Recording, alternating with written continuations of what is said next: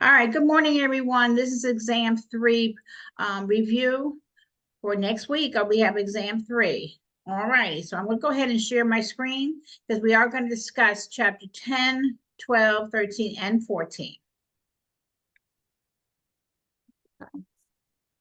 Now, as you can imagine, there is a lot of information that is in these chapters. So we're going to try to make it a little bit easier for you and pinpoint all of the important facts, okay? All right, so chapter 10, now think about it. Nursing care of women with complications after birth. So she just gave birth. So what do you think is a big complication after birth?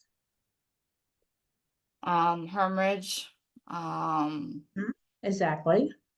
Okay. Hemorrhage is your big one, right? A lot of women years ago died in childbirth. And what happened was they didn't know about the uterus, the fundus of the uterus needing to be firm after delivery. So what happens? They bled to death. So yes, so this is a big one. And we check every woman after delivery. We want to make sure that uterus stays nice and firm. So that's what we're going to focus on today. And then we have the term newborn, and the biggest problem with the term newborn is, breathing after it comes out, we call that extrauterine life, okay, breathing. And another problem is thermoregulation. And we're going to go over those two. And then preterm and post-term newborns, pretermers, there are special little guys, okay? Because they were born just a little bit too early. Normal gestation is what, 40 weeks, right? So these little guys come out maybe at 27 weeks, 28 weeks. They have really a tough time with breathing because just like the term newborn, they have a tough time because remember those shunts have to close and they have to breathe on their own. So which is different for them because they didn't have to do that in utero. So a pretermer has that much more of a problem. Okay. So keep that in mind. Okay. When we do preterm and our post terms, they stayed in too long. They've been cooked too much. They're like 42 weeks. So that's post term. So I would write that down, post term, 42 weeker. And they had their own little set of problems because don't forget, they've been in there too long. So we're going to focus on that. And then, and I'm back on the post term. A lot of those newborns may have meconium staying fluid because, they've been in there so long, they had their first bowel movement in utero. So that could happen. And that could present a problem at birth. And then we'll end up our little review with chapter 14, the newborn with a perinatal injury or a congenital malformation. That means they were born with it. And so we're going to go over certain problems that nurses pick up on. Okay, so that's what we're going to do this morning. So let's start out with that problem, like you said, hemorrhage. Okay, so under hemorrhage, you have two types. You have early hemorrhage and you have late. So our early hemorrhage is within 24 hours postpartum. Okay, 24 hours. And then late, it happens after 24 hours, and it could happen during that 6 weeks postpartum as she goes home. So that's why we have to teach our mommies when they're ready to go home about what her lochia should do, like go from lochia rubra, which is your bright red bleeding, and then that lasts about 3 days, and then it goes to lochia serosa, and that would be for a few weeks, and then it goes to lochia alba. When she's having like lochia alba and she wakes up one morning and she has this bright red bleeding, that is not good. Okay. And so we make sure that when we're teaching during discharge teaching that she reports, that she calls right away. Okay. Because they still can have a problem 6 weeks down the line. And that's why we actually tell them to come back for 6 weeks checkup. All right. Because we want to make sure that everything is good, that she's not bleeding anymore like she was, and that, we can kind of say you're good to go because everything, your uterus is back down into the pelvis, and we can see that at 6 weeks. And then we talk about contraception. So that's why we say the postpartum period lasts that long. Now, what's a major risk for mommy is that we call hypovolemic shock. All right, hypovolemic. Write that term down, everybody. Hypovolemic shock. So what happens is that, you know, your blood circulating through your body and it goes to all your body cells. Every organ needs blood. And when she goes into hypovolemic shock, that means that she's not having enough blood. She has low volume. That's what hypovolemic means, low volume. So if I have low volume circulating my blood, I have what? Less oxygenation to all my organs. And that's not good. So what happens is that, you know, she gets very, very tachycardia, which means a very fast heart rate. And my blood pressure, her blood pressure goes down, and she gets pale, cold, and clammy. And then if this continues, she actually has a change in her LOC. Mental status changes can happen. And then, of course, what happens, the kidneys will start to shut down, is because the body senses this low blood volume, and it has to keep the heart going. So what happens, all blood is shunted to the most vital organ to keep her going, and therefore the kidneys decrease in the urinary output. So a really good test question could be the signs and symptoms of hypovolemic shock, which can occur, you know, when she has a hemorrhage. So here, oh my goodness, here's question 1 already. The first sign of hypovolemic shock is most often what? What's your first sign? So tachycardia. Tachycardia, exactly. So that's why when somebody's having a lot of bleeding, and we go ahead and act very, very quickly, because we don't want everything, we don't want it to go down. We don't want blood pressure to go down. We want to get it very quickly. So what we're going to talk about is uterine atony, or I call it atony, because A is without and tony is tone. So this is a uterus without tone. And we talked about that fundus of the uterus is soft and boggy, which is not normal. And the fundal height. Now, normally after delivery, the uterus is at the level of mom's umbilicus, her belly button. Now, when she has a soft, boggy uterus, the fundal height is usually above that, okay? So that's another clue too. So we got our clues, and then you check her lochia, and the lochia is increased, and it could have some large clots to it. So we're going to get on top of this, because, you know, this is usually we have oxytocin going, and it should be controlling it, but sometimes it doesn't. And she's got this, you know, a lot of blood. So we have to give her another drug. Do you know what that drug is called? Is it oxytocin? Is it with the M? Yes, it does. And that's Methogen? called Methogen. Methogen. Absolutely. Yay. Good, guys. Okay. Well, we have some more people with us. Welcome, everybody. So yes, so we're going to give Methogen. Oh, look at this question here. And I call my questions little brain teasers. So which medication will the nurse anticipate prescribe to control postpartum uterine atony? And you said it, number 3, Methogen. Okay, now that's a really good question also. Okay, so let's talk about hematomas. Okay, we know what a hematoma is, right? That's a collection of blood.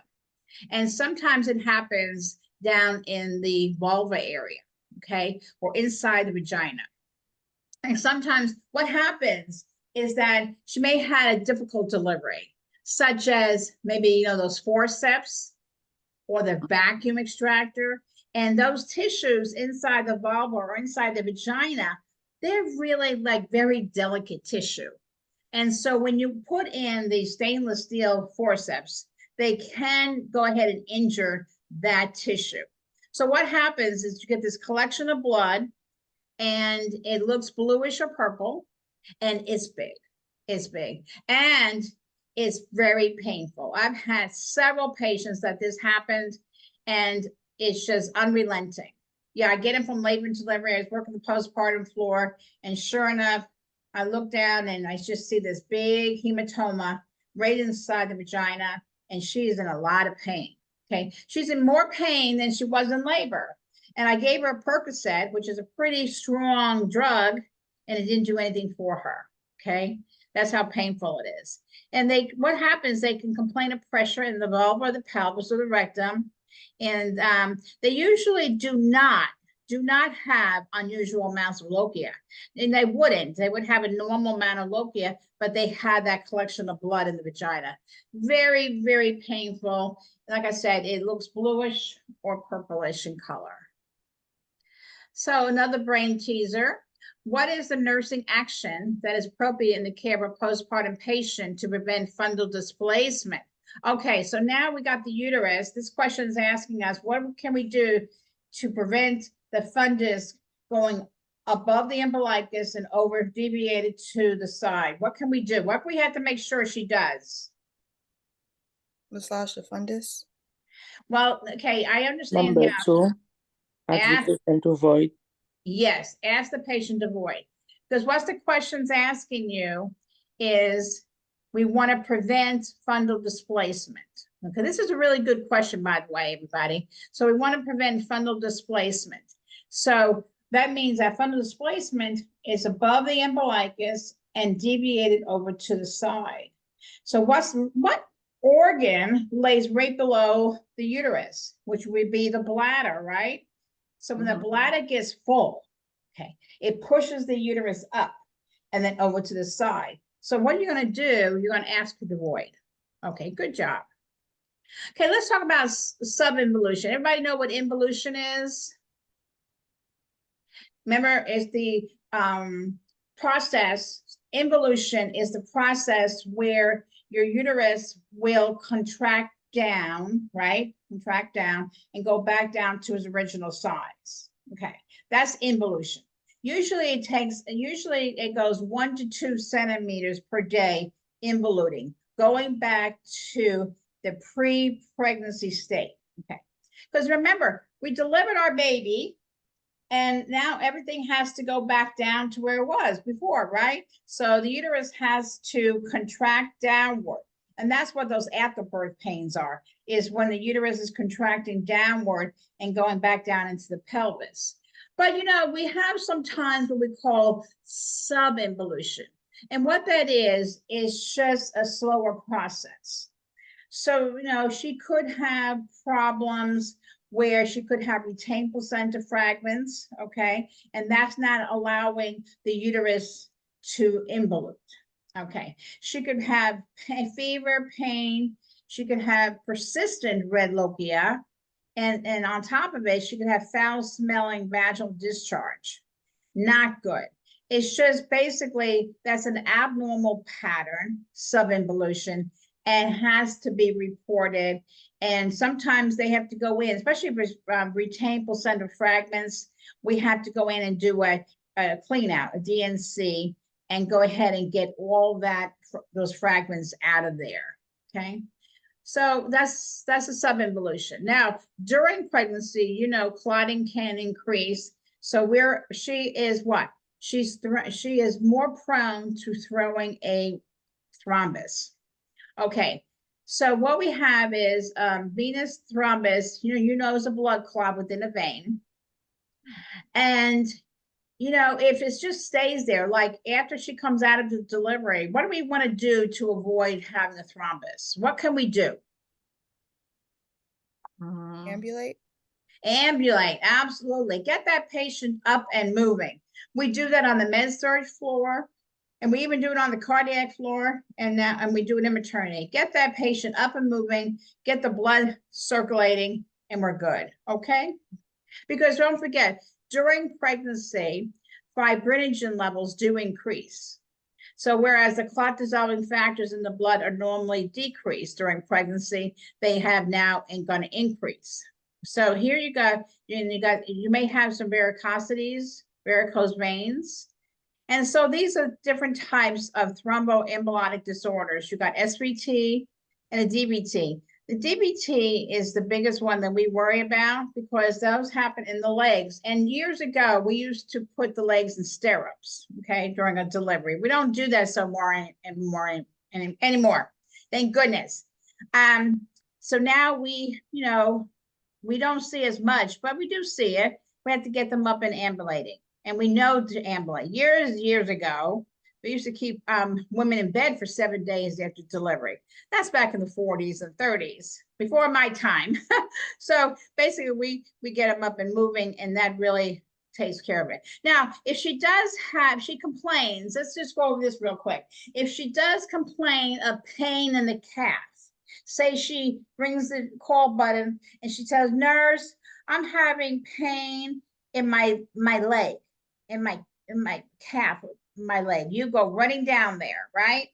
And you see a red calf. Her leg is red, calf is red, and she's having pain. What do you suspect? What's that sign called? Starts with an H. The Holman sign. That's a positive Holman sign, and that's indicative that maybe she has a possible DVT. So as a nurse, you're going to go up to the doctor and you're going to report it. And you're going to say, Doctor, Mrs. Jones is complaining of pain in her calf, is red and is warm to touch. So you'll get an order for a venous Doppler study, and that will help rule out, your suspicion. Okay. And I'm going to tell you 9 out of 10 times, thank goodness, I'm happy about it, that everything is okay. All right. There is no DVT, but we want to make sure, because a DVT that dislodges itself can travel right up the saphenous vein and go right into the lungs and cause a pulmonary embolism. So we don't want that to happen. So therefore, we're going to take care of it very quickly, Okay. So here you go. It's question 2. Classic symptoms of a DVT include muscle pain, a positive Holman sign, there it is, and swelling of the affected limb. Is that true or false? True. True. Good. Okay. All right. And we already talked about this. What can the nurse perform to prevent a thrombus from forming? And we said ambulation. That's a good test question too. Oh, here's another one. All right. So put your thinking cap on. Your patient is 5 weeks post-vaginal delivery, and during the doctor's visit, the patient states that she notices foul-smelling drainage, okay, a pelvic discomfort, and she's been running a slight fever. The nurse relates these findings to which of the following? So which of the following would this be?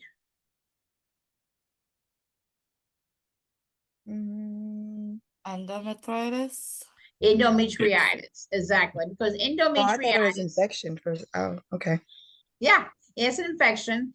It's inside where now I'm going to tell you where in the question it gave me the kind of the hint. She notices foul smelling drainage. Okay, so it's coming from where?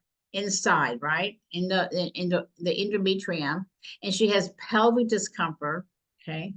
And she's been running a slight fever. So she's got an infection going on, and she's got discomfort in the pelvis and foul smelling drainage. So that would give me the hint that it has to be inside the uterus. So I would go endometritis, and that's what it is.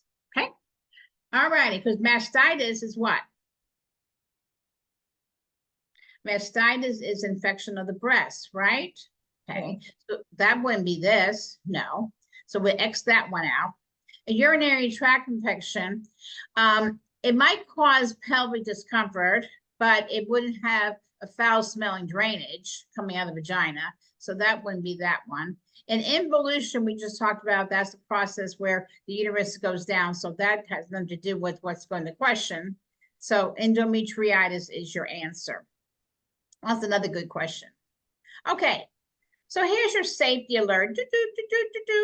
Proper hand hygiene, is the primary method to avoid the spread of infection organisms. They always put a question, and even on HESI, they got a question about standard precautions. You know, you want to make sure good hand washing, and you always wear gloves when you come in contact with any blood or body fluids or any other potentially infectious materials. I'm sure that you've been to clinical and that you know, you want to always have your gloves on, right? When you're dealing with any kind of body fluids or blood.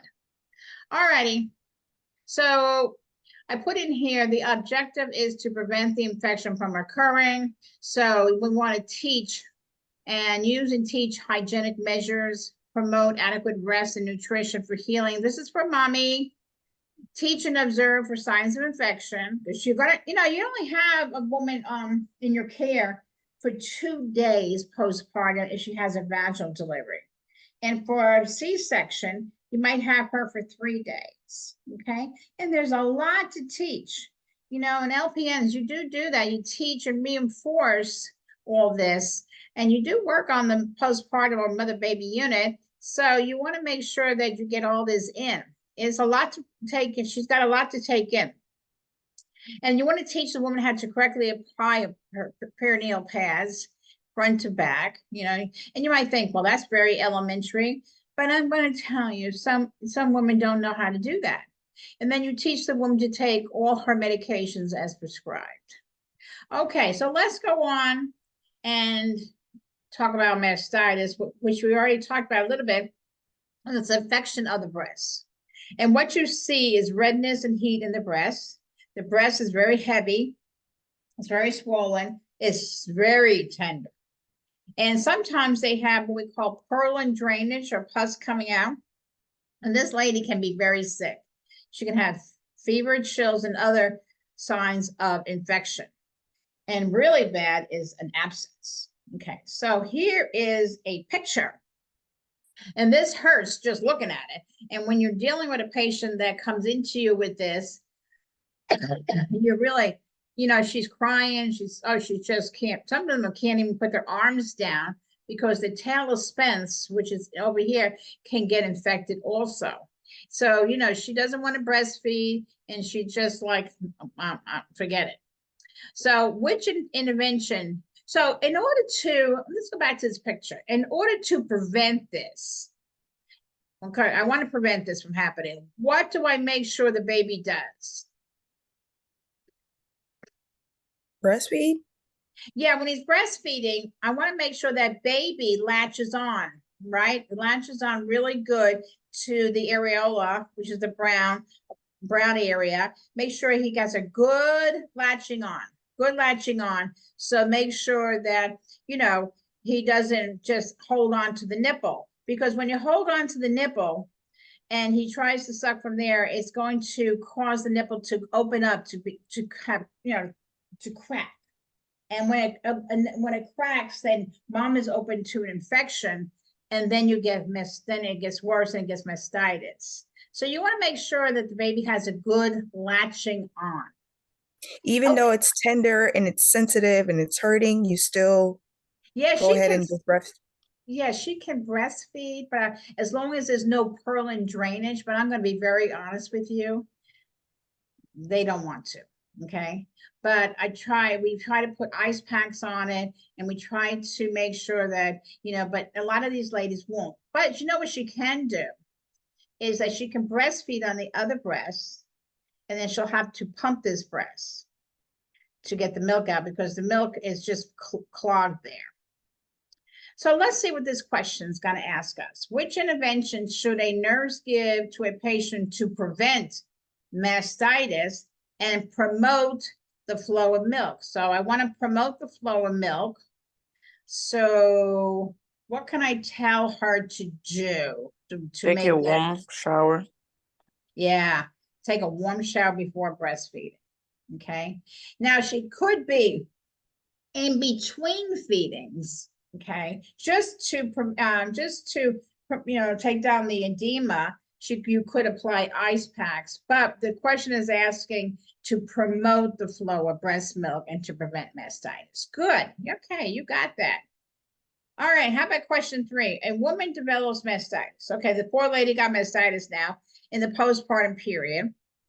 And she states, I am so sad I have to stop breastfeeding my baby. The nurse responds how?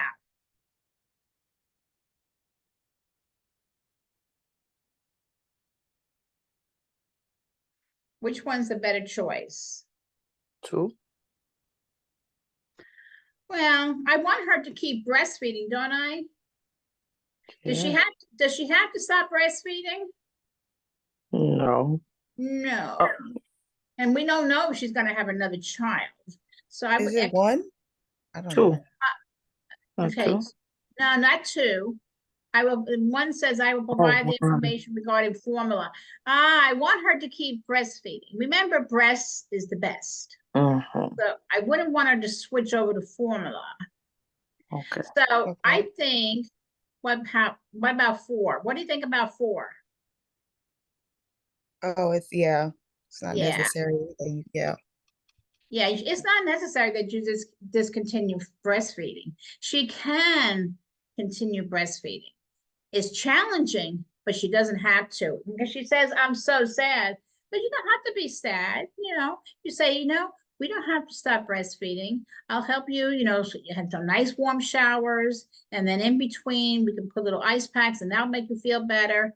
And we'll get this, you don't have to, it's not necessary to just discontinue breastfeeding. Because remember, breast is the best because that provides the baby with all those great antibodies. And I'm going to tell you, breast milk is so much easier for that baby to digest. Babies, they have very small stomachs. And if you fill that up with a lot of formula that has a lot of lactose and fat in it, they have a harder time breaking that down. Eventually they get stomach aches. So, okay. So let's go from mastitis to another problem mom has, and she could have a mood disorder. Now, as we know, moods is just a way, is what? It's an emotion, right? And it does color one's view of life. Okay. If you're sad, you look at the life from a sad eyes, do you not? So moods are the way you feel. All right. So it's very common after having a baby that we have what we call the postpartum blues, and you may know it as baby blues. Okay. A lot of ladies get this. Like I said, it's very common. And mother has periods where she feels let down. Now, don't forget, in the hospital, you have all these people come over and say, oh, everything looks nice and everything is hunky-dory at the hospital. But then when you go home, they forget to come over and help you. And so new moms may feel very overwhelmed in their home and in her new role. If this is her first baby, big responsibility, she may feel that. So she can get very fatigued, okay, and overwhelmed. They get exhausted. If you're breastfeeding, I love breastfeeding, but it is very demanding. And so she's feeding, and then she burps, and it's time to burp the baby, put the baby back down the crib, right? And mom has very little time before what happens? She's got to breastfeed again. So that happens, and then she finds herself, now she's responsible for what? For doing household chores and everything else. So they can get very overwhelmed, all right? And so it's very easy to get baby blues, okay?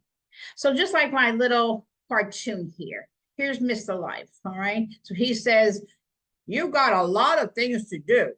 And she's like, oh no. And she says, I did things yesterday. When will things be done? And you just feel overwhelmed, like nothing is getting done. Okay. And we have to help them. They have to be aware of these things. Now, it can go into, if she doesn't get support, it can go into what we call postpartum depression. Now, that's a little more serious than just the postpartum blues. And it usually shows its face within 4 weeks after delivery. Okay. So it's a more serious impairment of her perception of reality. Remember, that's her perception of reality, is her reality.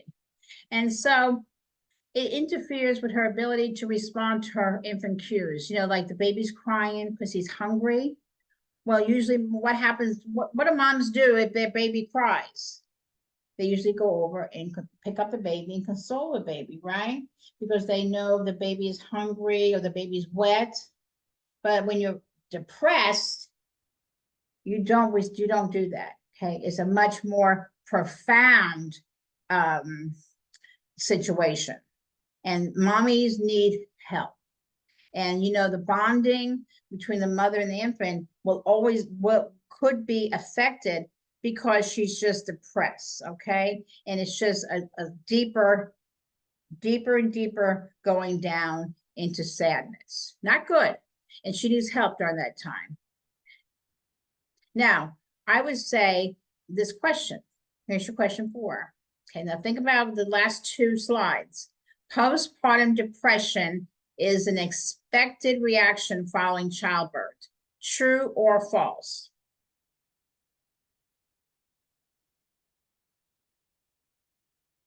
Anybody? Is depression expected? No, it's not expected, but it can be a possibility. No, It's always open, right? Right, To the but possibility. sure, but that's not the okay. So what you're doing right now is that you're reading into the question. So on these tests, this is what you have to really focus on. What's the question asking? So the question is asking, postpartum depression is an expected reaction following childbirth. Now you answer. No, it's not.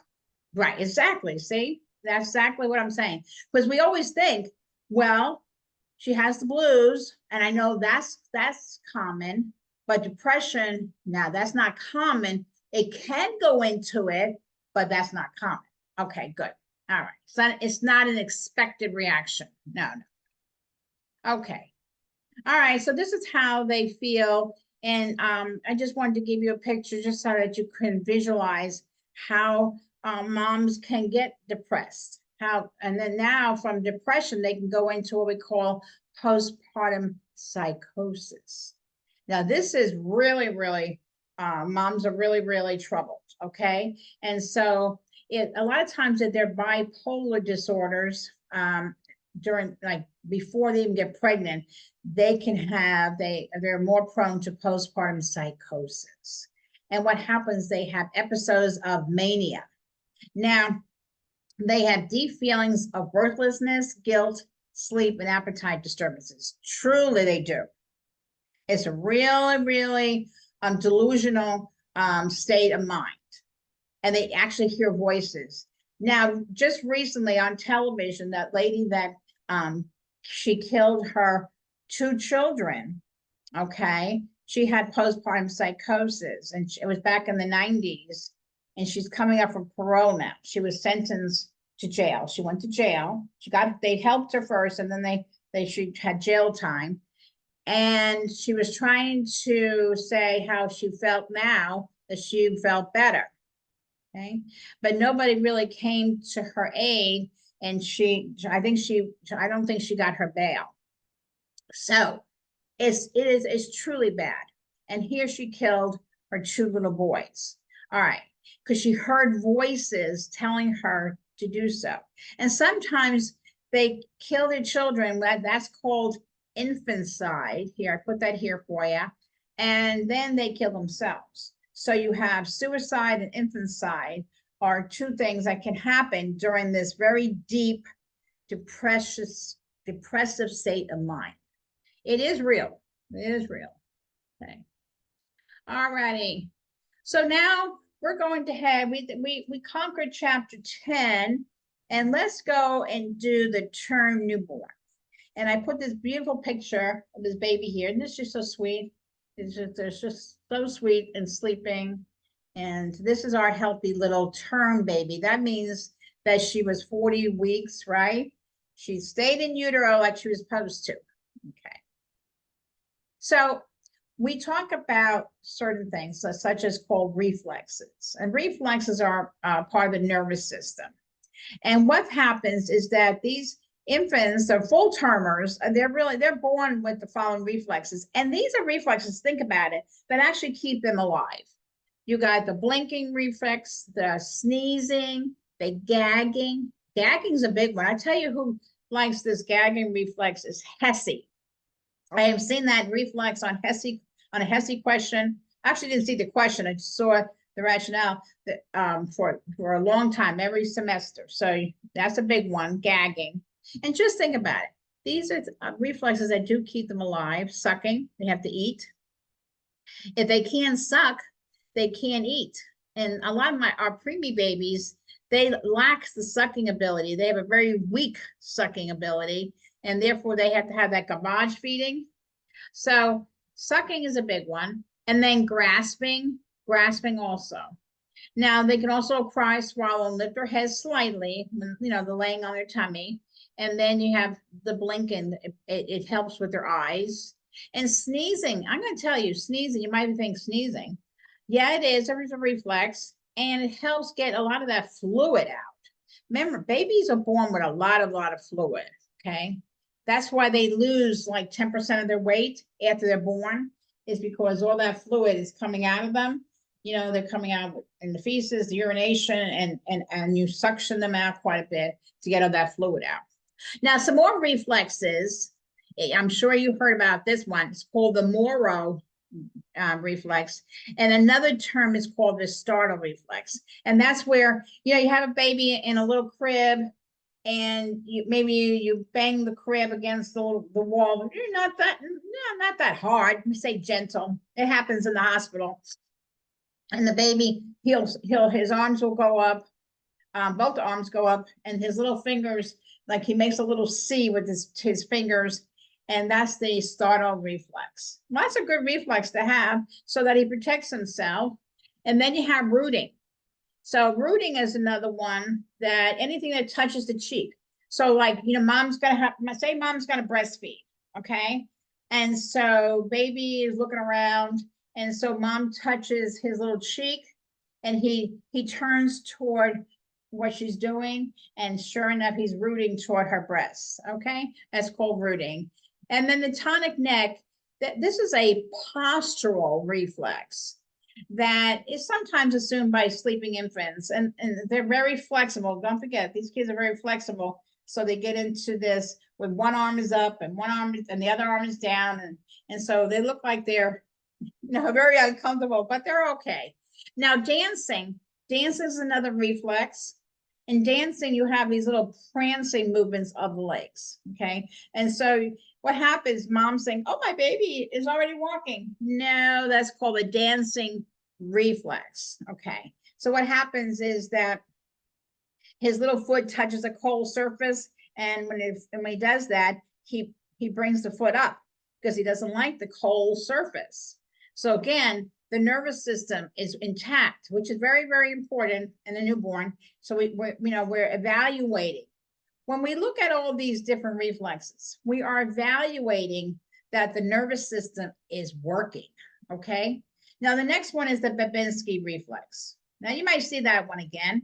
So Babinski happens when you take your finger and you stroke the soles of the infant foot, the bottom of the foot, and you just bring it up on the side of the foot, you come up, and his little toes will just fan out, okay? And that is a Babinski reflex. Again, we're evaluating the baby's neurosystem. All right, so then we just did neuro. Now we're going to go in and look at respiratory. Now I'm going to tell you, respiratory is one of the biggest occurrences this baby has to do. This is a big job, okay? Big job for this kid when he's born. Because once that umbilical cord is clamped, and we go clamp, and then cut, okay?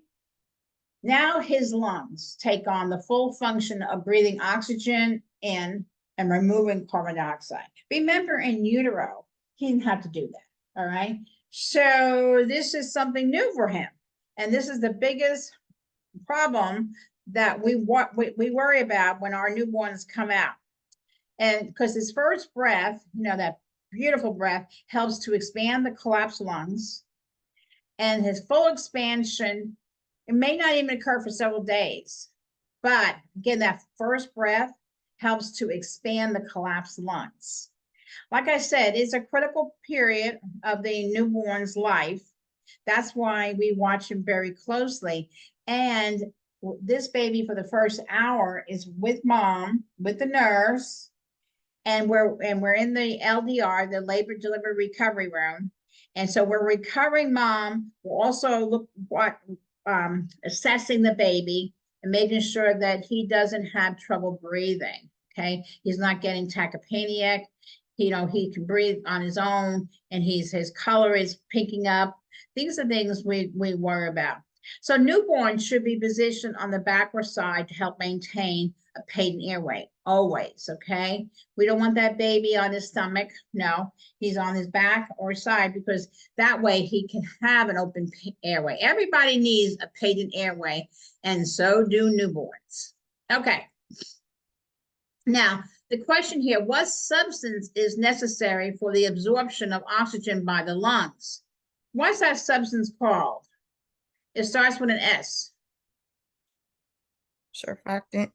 Surfactant. Good. Okay. Here's your bulb suctioning. All right.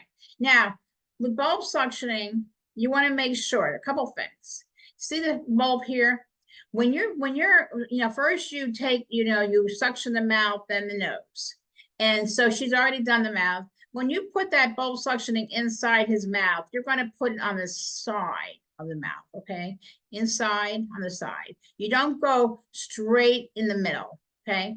That could start the gagging reflex. And if you've got fluid that you're trying to get out and he gags on it, that's not good. So that's why you always make sure the property. Now that would be a good question also.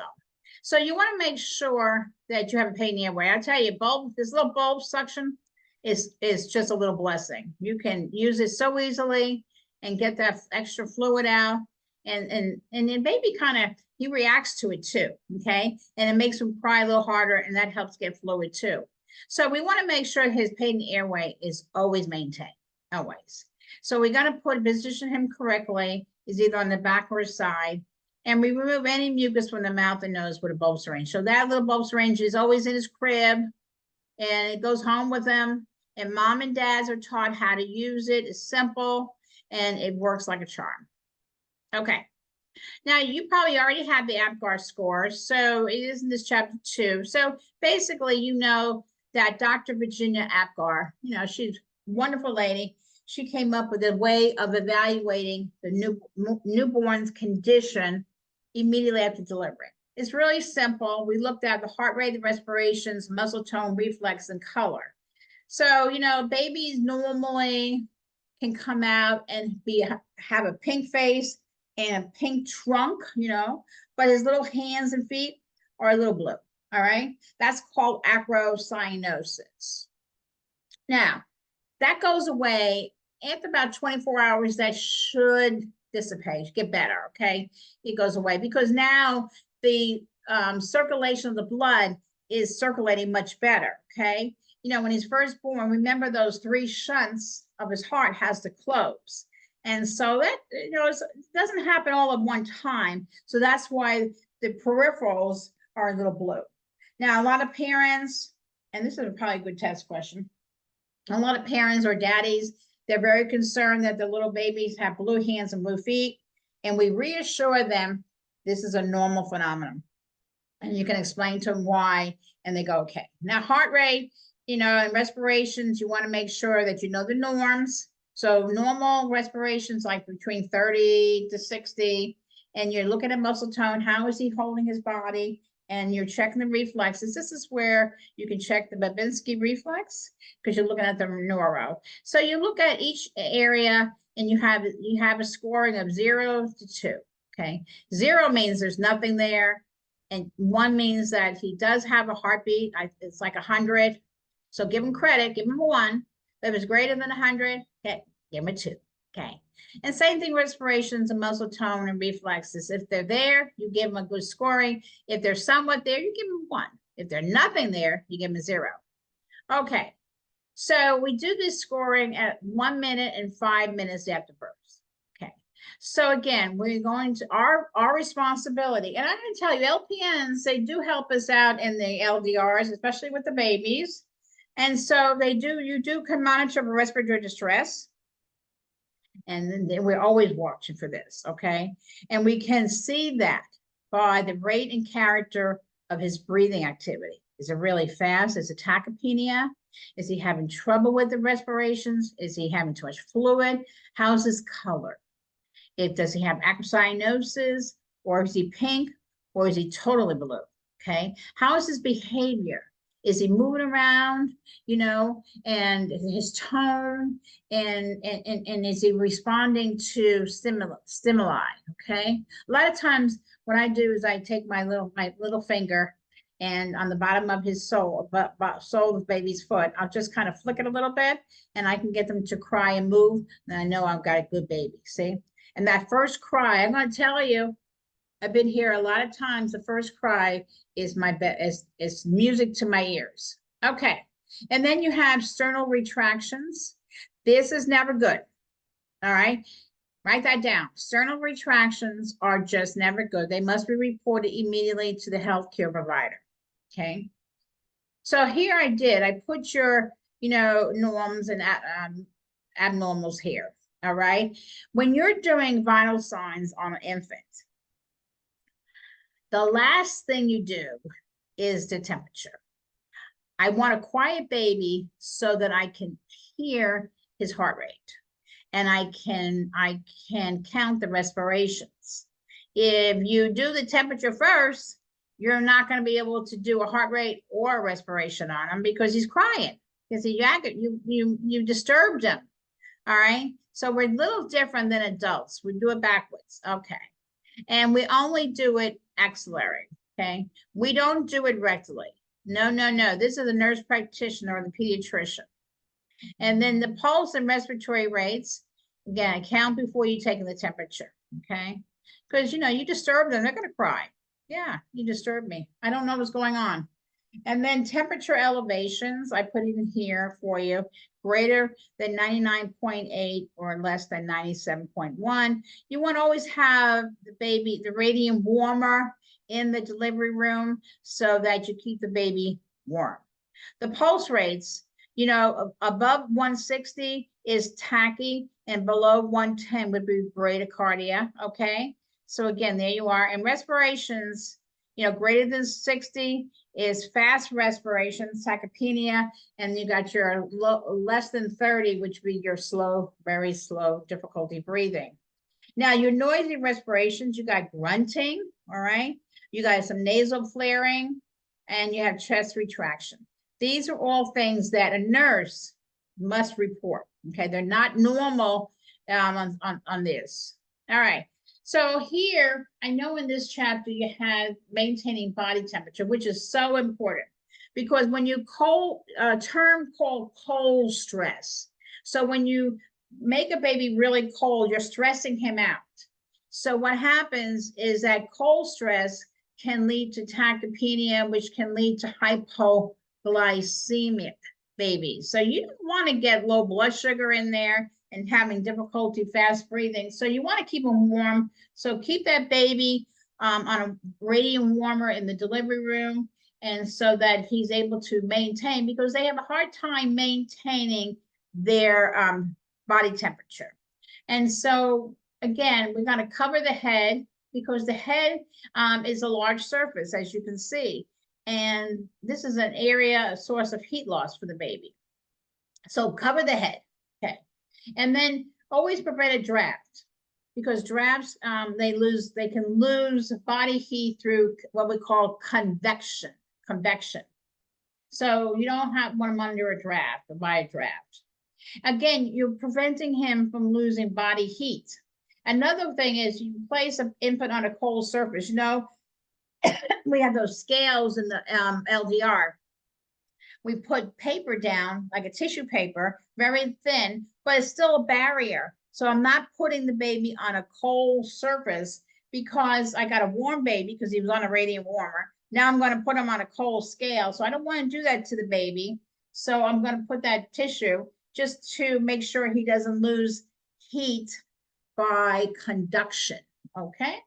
And then on this one, don't place them by a window. Well, I don't like any cribs by windows anyway for safety, but also you want to worry about heat loss, and heat loss could be by radiation if you put them by a cold window. Like say up north now, you know, all the snow is really cold.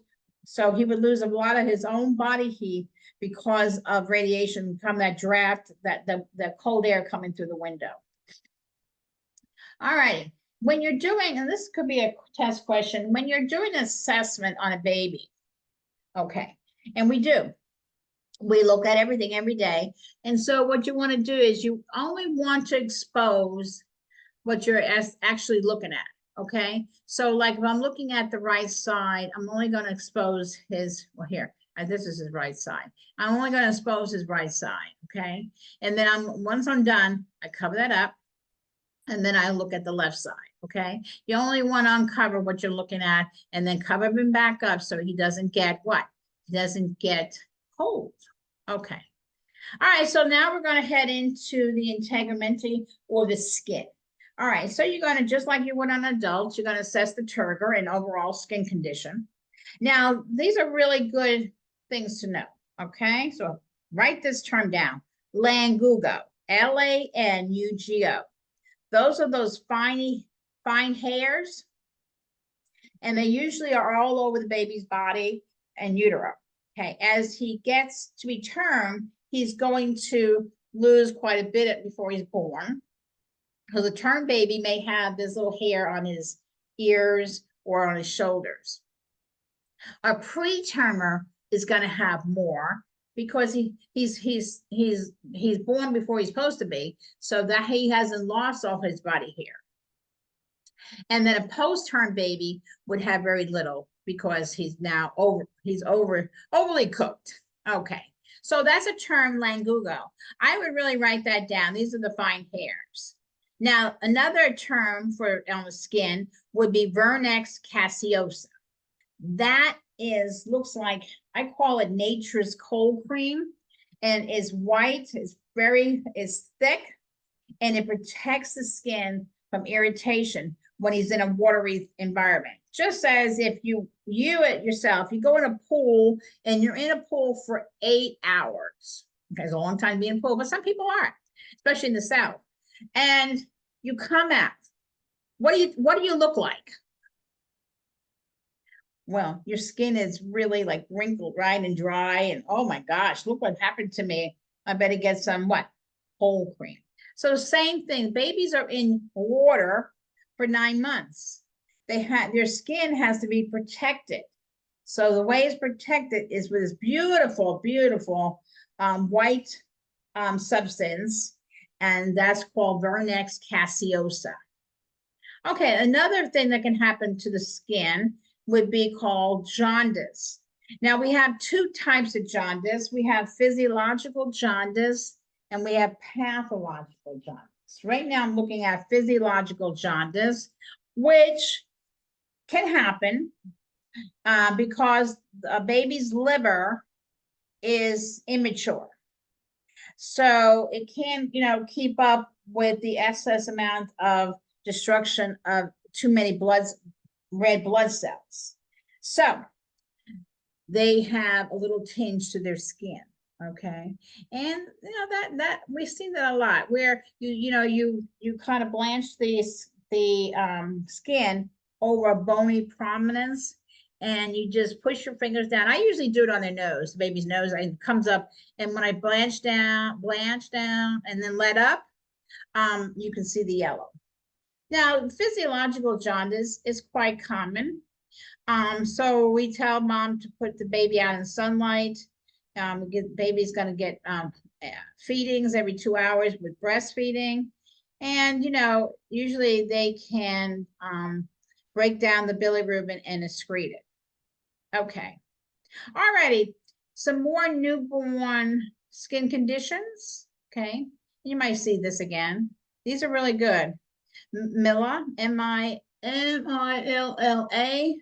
Those are those white pinpoint pimples. Okay. A lot of questions are like, Mom is asking the nurse about these little white pimples or pinpoint pimples on baby's nose and cheeks. And nurse reassures her, and that condition is called Mila. Okay, here's your langugo again. Fine hairs on the body of an infant. Mongolian spots. They're the bluish discoloration of the skin. And they're usually found on the sacrum and the gluteal areas. And then you have the Vernex caseosa. I call that nature's cold cream. It's just really some white, very thick white substance, which is great.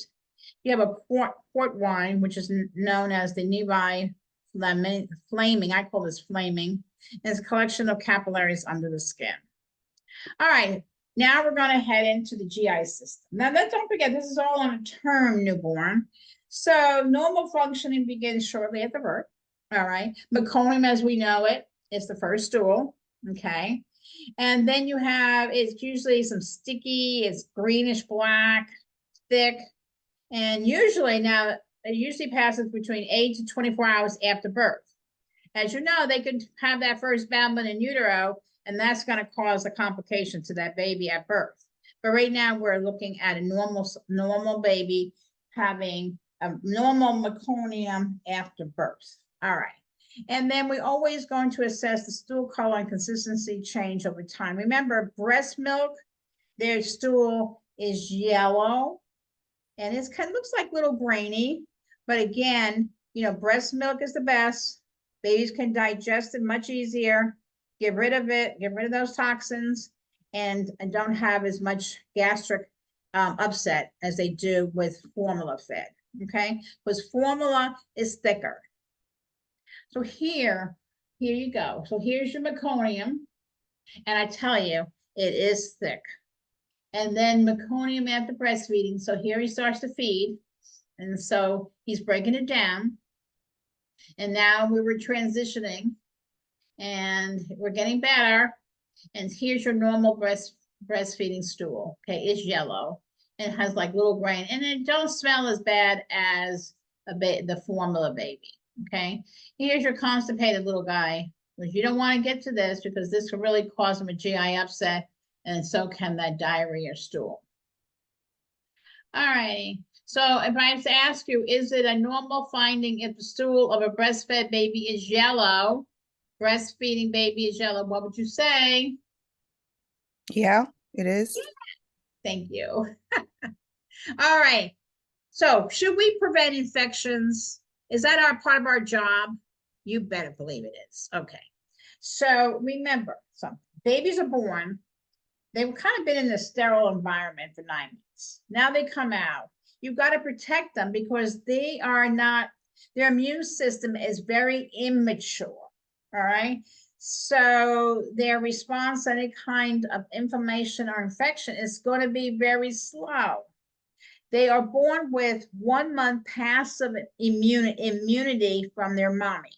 Okay. But that doesn't last very long. I should say 1 month. That's why we say breast is the best, because breast milk has those beautiful antibodies that will boost up their immune system. And that's how I put it to my patients when I want them to breastfeed. I just tell them it's so important for the baby, because you don't want a baby sick. Because when babies get sick, they get sick. Now, when they get better, they really are resilient. They come back quick, but you don't want them getting sick. So again, you want to make sure that they're kept away from people who are sick, okay? And I see so many babies that are born in November and already in the malls having pictures with Santa Claus and all this kind of stuff. I just cringe because I know about the rate of infection, and this baby could get sick. Now, another source of infection, if not kept clean, could be, you know, that umbilical cord. Oh, that's another area that could be an open door to an infection, is that site. So we want to make sure that, you know, they keep everything clean. And hand hygiene, we already talked about this as our safety tip. Hand hygiene is your primary means of preventing infection. Now that's a good, you know, this is all good, pretty good information here.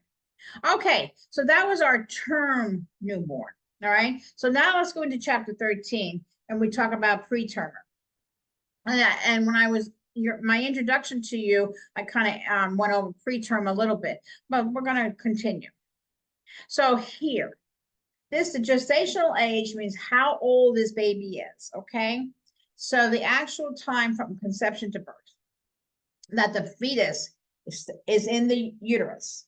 So remember, preterm infant is less than 37 weeks. So you go from age of viability, which would be about 20 weeks, right? 20 weeks to viability to 36 and 6/7. That's how we write it. And so that's a preterm. Okay. Now we have early term infant, and that means that they're term. Okay. Okay. Here's that term. They're term, but they're early. So that means they're between like 37 weeks and 38 and 6/7. Okay. That's early term. Now your full term. Okay. That's 40 weeks, isn't it? Yeah. That lies between 39 weeks. Okay. And 40 weeks and 6 days. All right. And then our late term, that means now he's getting later. So now he's past 40 weeks.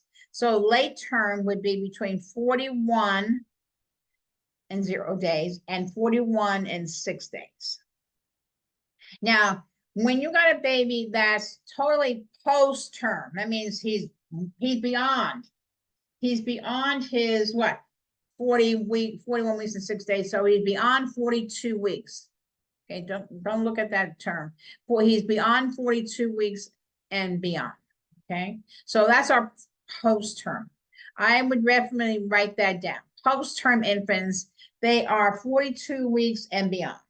Now, I'm going to be honest with you. This is when I get a little nervous with my patients, is when they're coming in, they're past 42 weeks. Like they may be 42 weeks and 3 days, or 4 days, because things can change after 42 weeks. The placenta, for one, which is so important to this fetus, gets old. It actually what we call calcifies. It gets hard.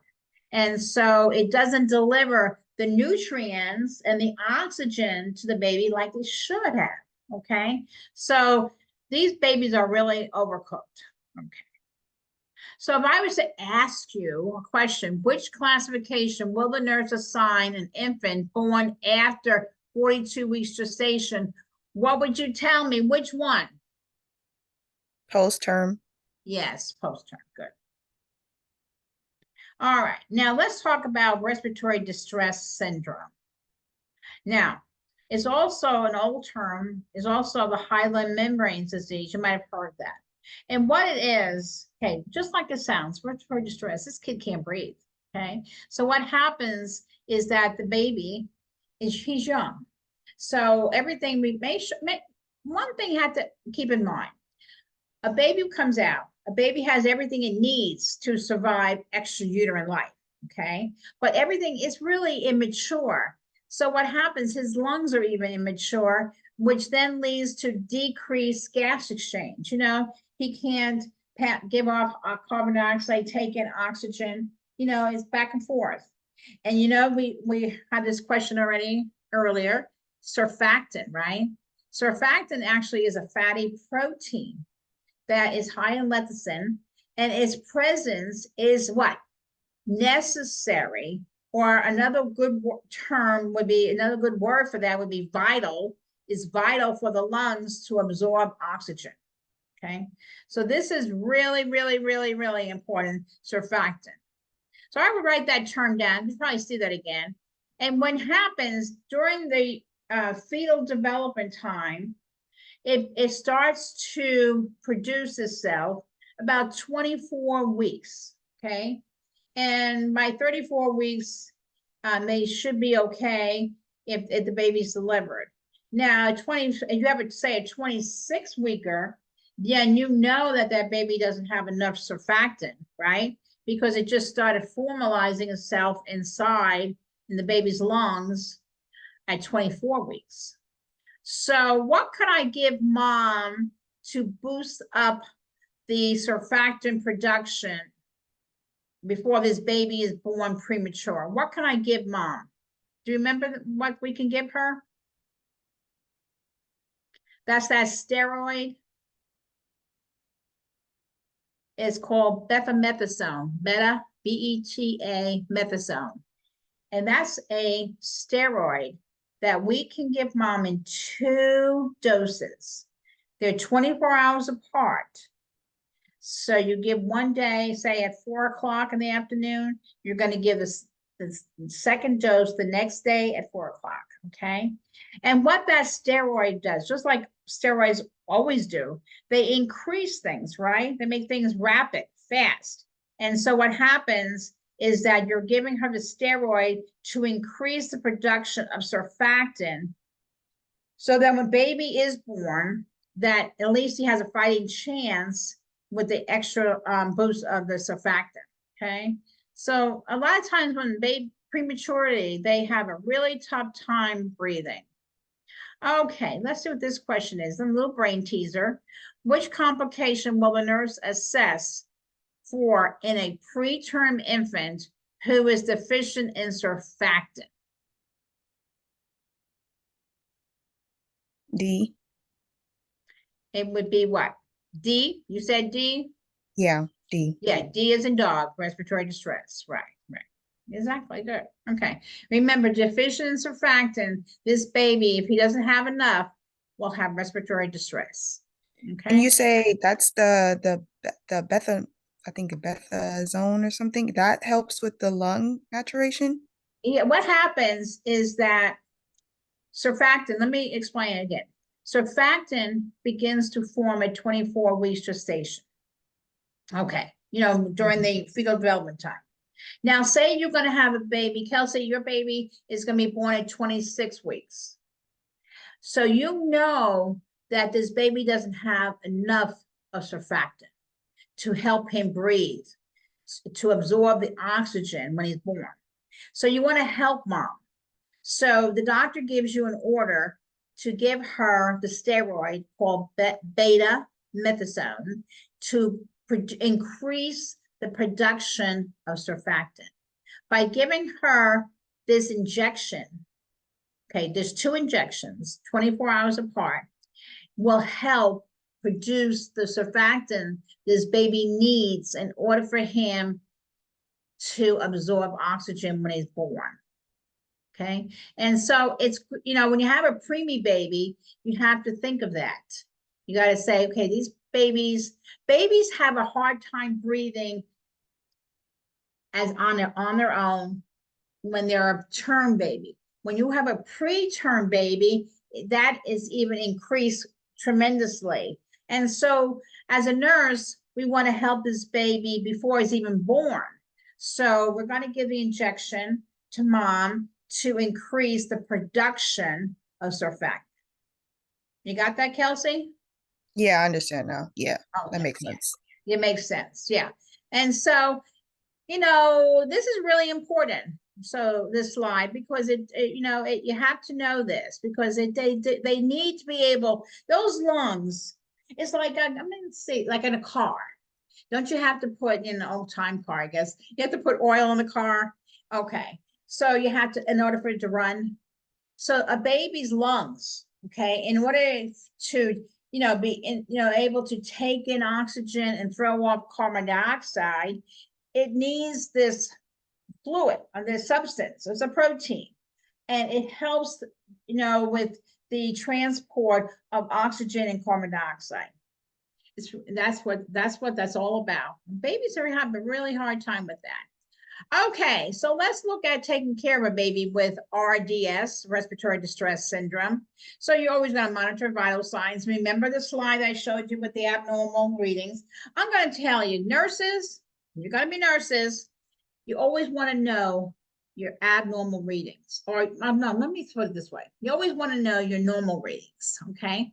By knowing your normal readings, you can recognize your abnormals. Does that make sense? So if he's having a rapid heart rate, that's not right. If he has a rapid breathing, if it's greater than 60 breaths per minute, this baby's having problems breathing.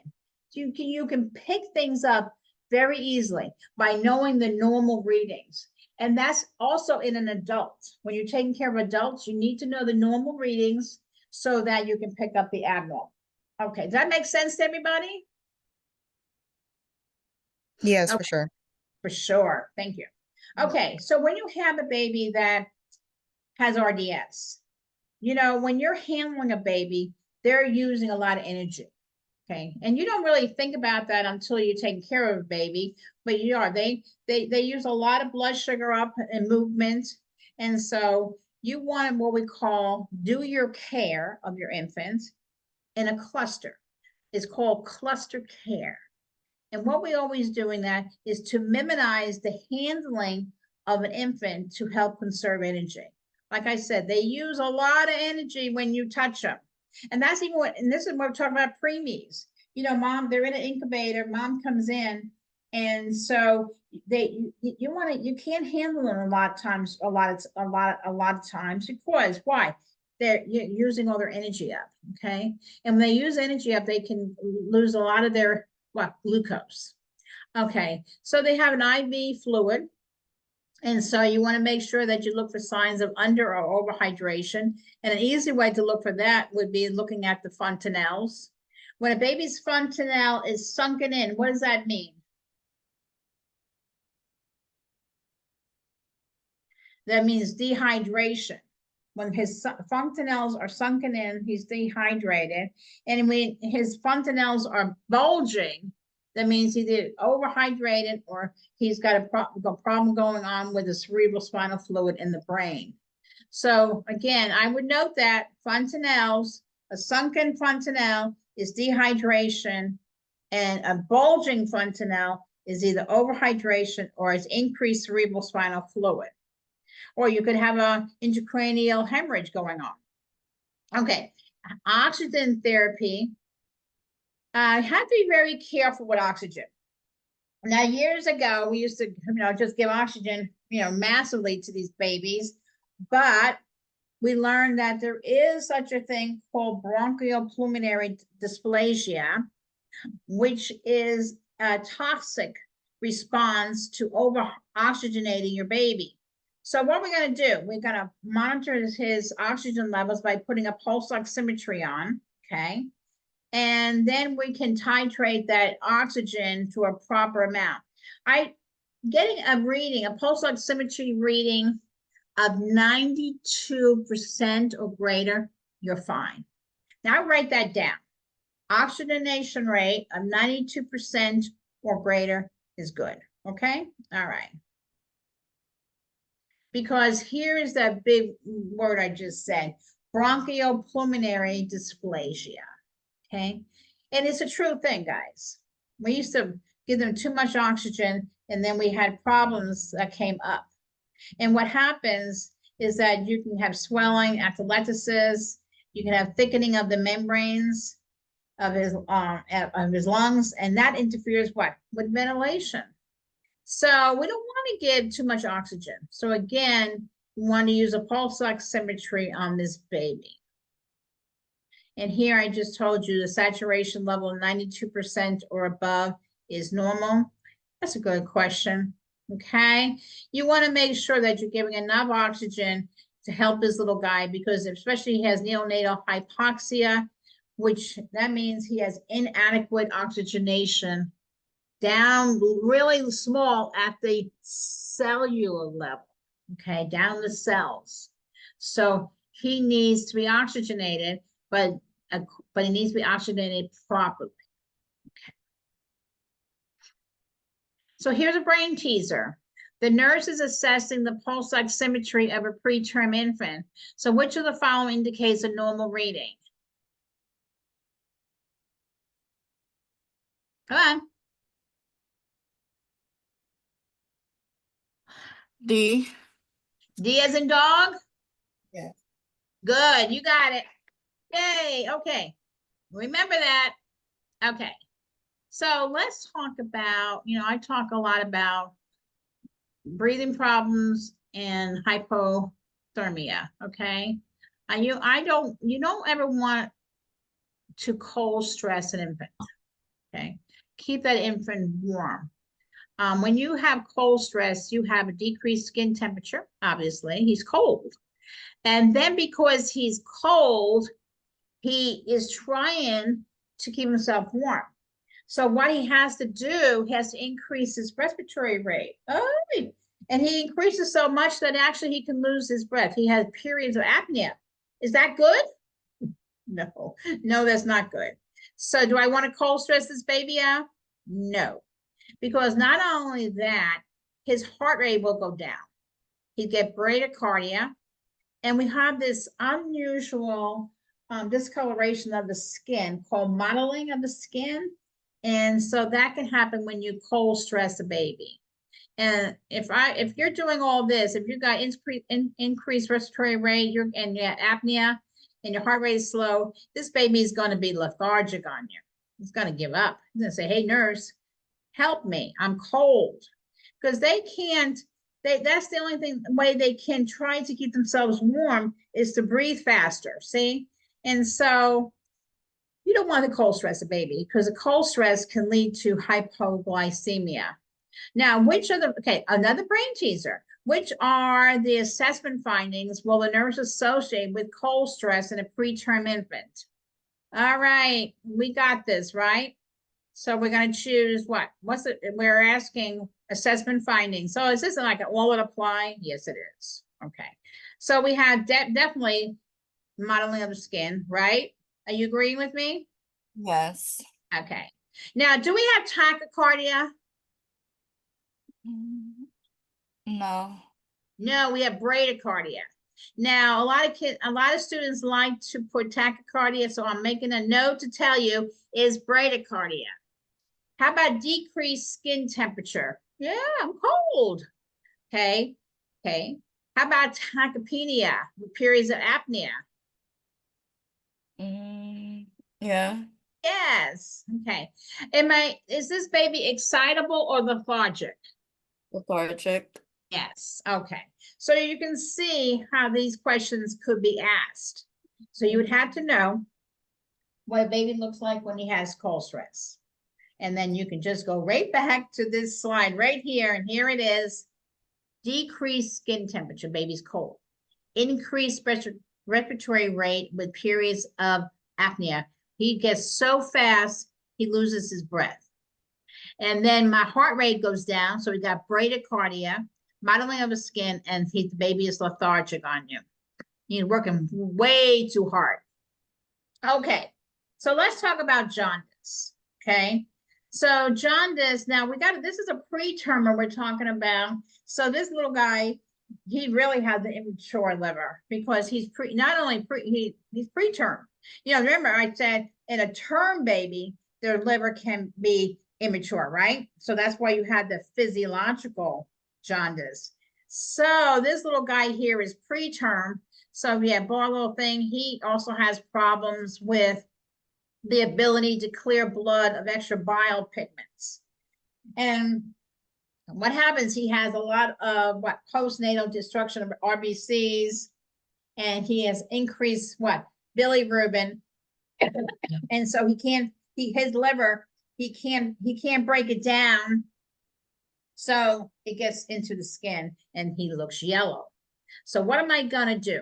All right, so what happens with jaundice is that you have to pick it up, you have to see it, and you have to make sure that you prevent it.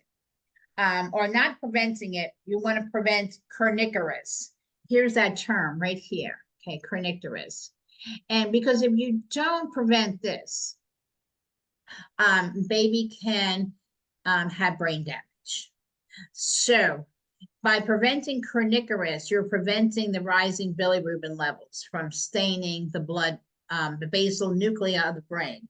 Okay, so what that is that if you have too much bilirubin, okay, circulating, okay, it can cause that condition, kernicterus, and when that happens, you have brain damage. That's what that's all about. So do I want to make sure I get a hold of this baby and prevent and get some treatment for this baby? So what is the treatment that I'm going to do to break down this bilirubin? Like blue, that blue light or rays or Okay, makes people blue. you're right on. That's called phototherapy. So write down phototherapy. Okay, you are right on. It is. It's an ultraviolet light. Okay, that's really bright. Okay, really bright. And you're going to have this baby under these lights, and these lights will penetrate the baby's skin and get down enough that it can break down that excess amount of bilirubin, and the baby will get rid of the bilirubin in the feces through his stool or in urination.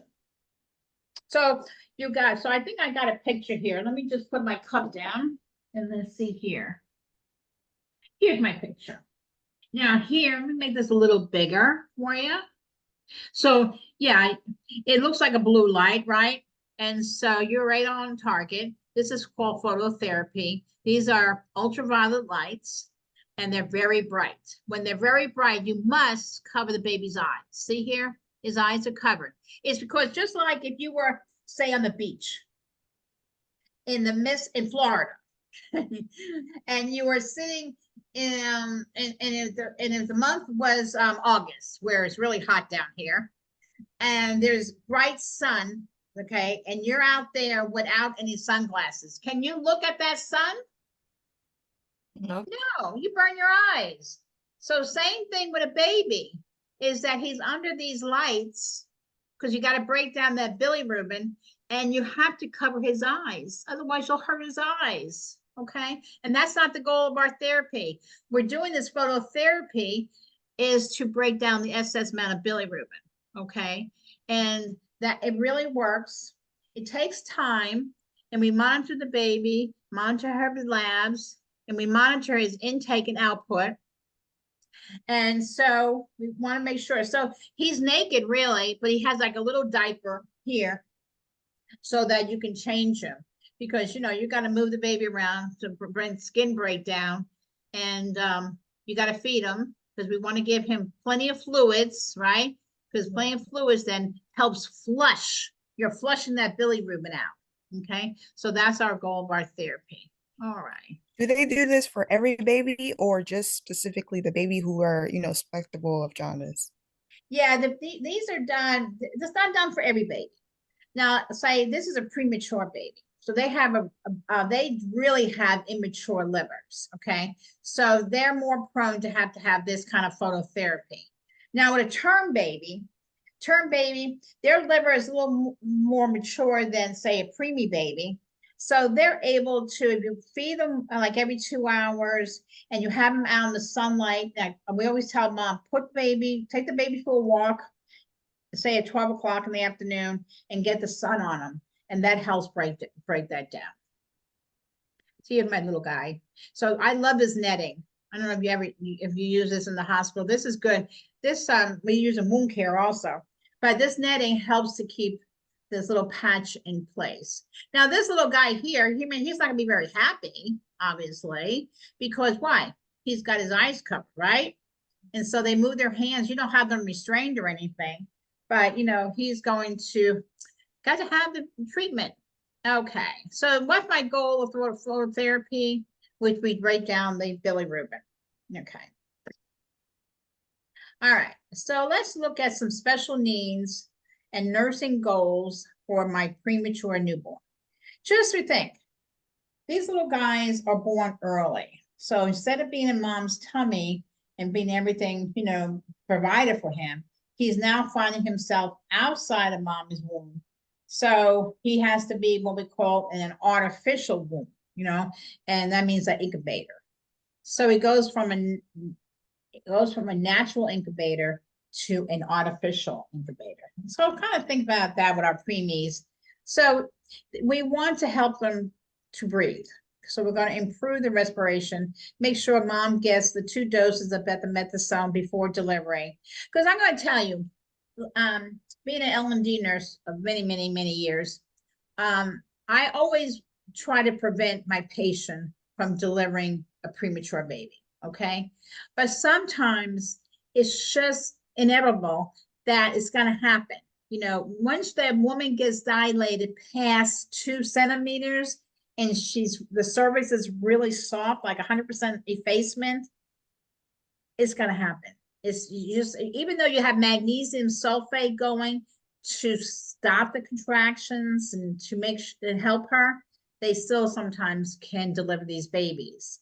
So I definitely want to help out by helping this little guy before he's even born by giving mom the betamethasone, and then that helps to speed up that production of surfactant in utero.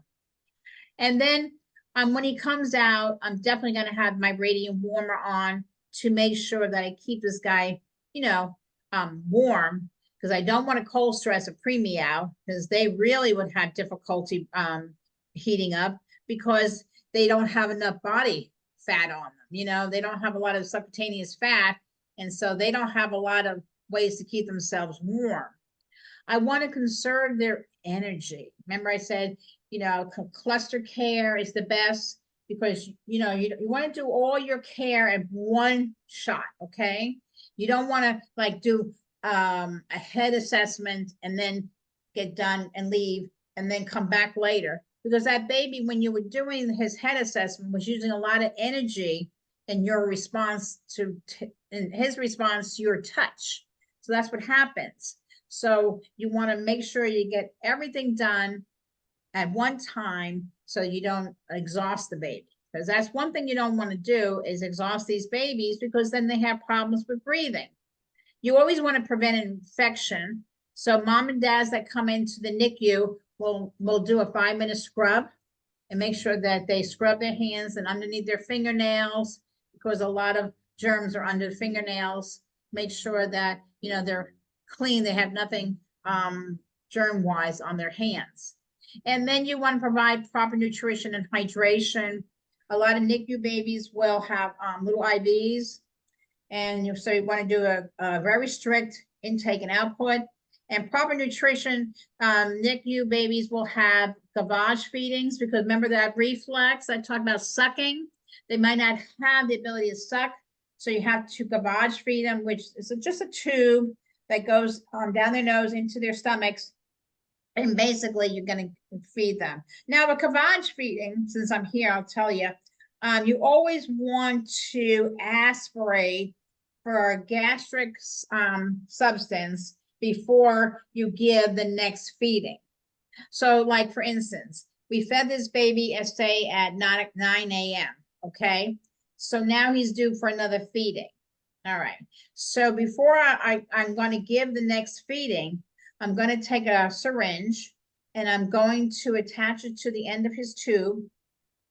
And I'm going to pull back some and see what I get. Am I getting gastric substance, or am I not?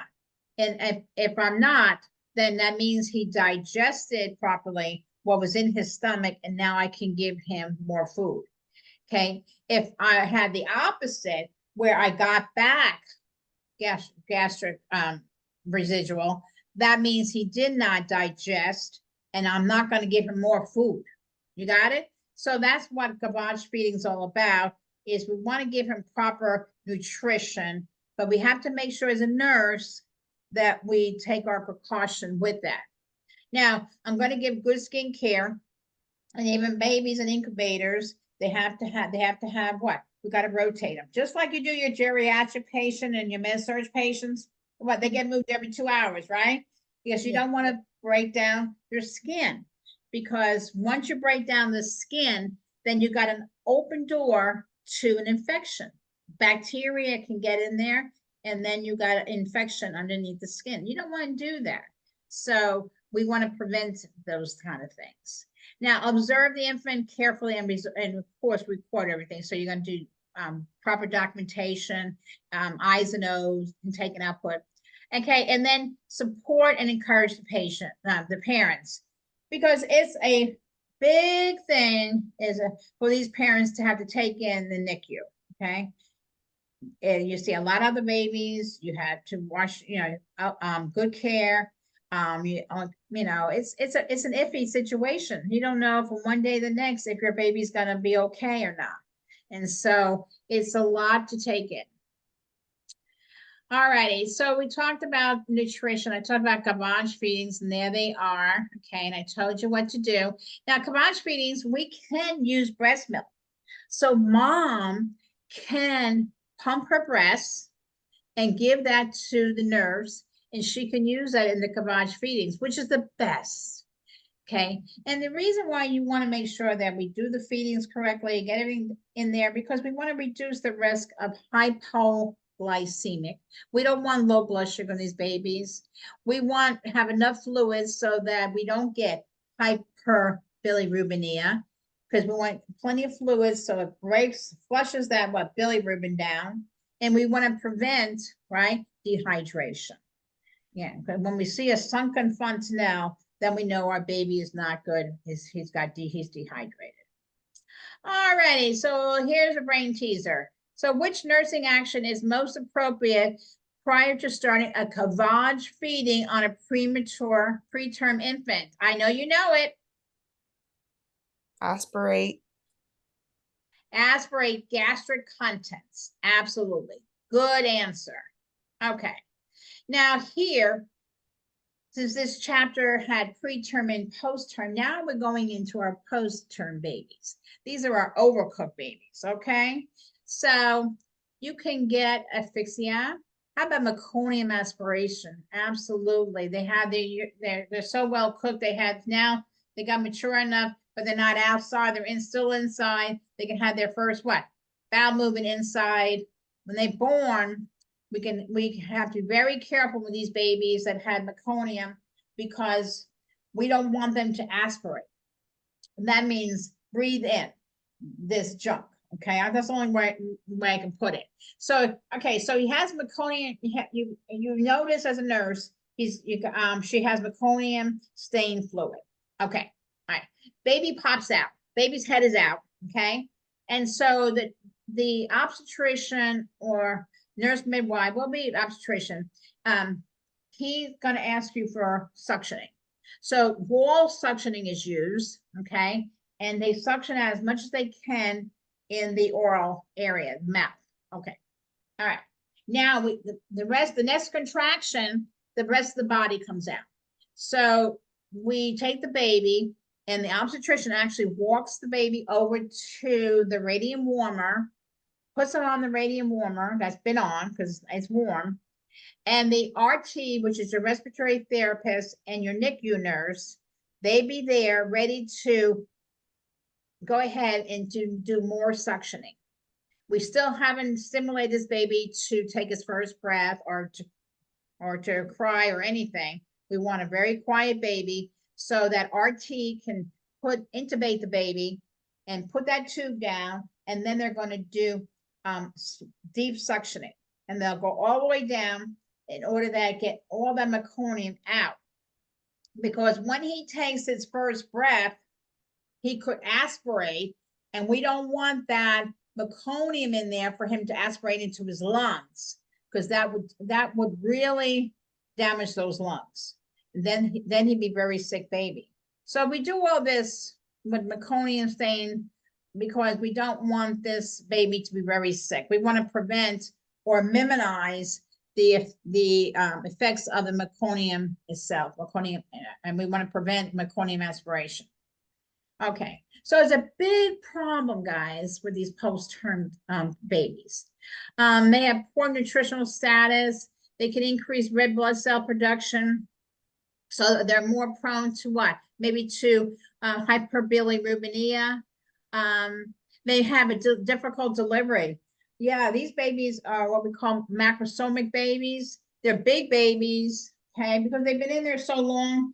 They just were feeding and getting bigger. That's all they're doing. And so they're big, and mom could have a shoulder dystocia, where you get the head out, and now you cannot get the shoulders out. So the obstetrician breaks the baby's clavicle in order to release that shoulder down so he can deliver the baby. Okay, again, problems with being overly cooked, post-term baby. And some babies have birth defects, being in there too long, maybe a club foot, or, you just never know. And then babies could have seizures, okay? So how are we going to take care of the post-term baby? Well, you're going to, again, be very observant for respiratory distress, okay? RDS, respiratory distress syndrome. And then babies, big babies, hypoglycemia, okay? They can come out and have very low blood sugar. And they could, like I said, hyperbilirubinemia, okay? And then cold stress. It all goes together. So I don't want to cold stress this baby out, because that could throw him into respiratory distress. I don't want to do that. I'm gonna, when he comes out, especially if he's born to a diabetic mommy, I'm going to test for the blood sugar, because once they come out, if their mommies are diabetics, they're probably getting a lot of sugar in utero. When they are born, they're cut off from all that sugar, okay? And so their blood sugar goes plummeting down, and they get very sick. And then hyperbilirubinemia can happen because of too much red blood cells, okay? Again, post-term, they can't keep up with the destruction of the red blood cells. All righty. Okay, so I got a brain teaser here. So we have two fontanelles, the anterior and posterior. So what does it mean when a nurse assesses an infant with a sunken fontanelle? I kind of told you this already. Dehydration. Good, good answer. How about the next one? What does it mean when a nurse assesses an infant with a bulging fontanelle? ICP, or like overhydration. Good, you got it. You got it. You're doing good. Okay, hang in there with a little bit more. We are on our last chapter, so you guys are great. So let's go over chapter 14. This could be with a perinatal injury, which I hate to have, because I'm a very long-term L&D nurse, or a congenital malformation, which unfortunately can happen. Things, remember when you studied the embryonic development time, which is week 2 through week 8? We went over that, how important it is for mom to take folic acid so she doesn't have a baby born with an open neural tube defect. This is where it comes into play, because now, however mom took care of herself during the time baby was in utero will show up now in the birth. Okay, so unfortunately, and then there's some errors of metabolism that happen, such as maple syrup, urine disease, things like it wasn't within mom's doing that happened. Sometimes babies are born with some kind of malformations. All right, so like I said, we talked about congenital, that's at birth. And then we talked about inborn errors of metabolism. This is things I'm going to go over. And some disorders of the blood, such as erythroblastosis fetalis, where you have an Rh negative mom and Rh positive daddy. She's going to have an Rh positive baby. And remember, negative and positive just don't get along.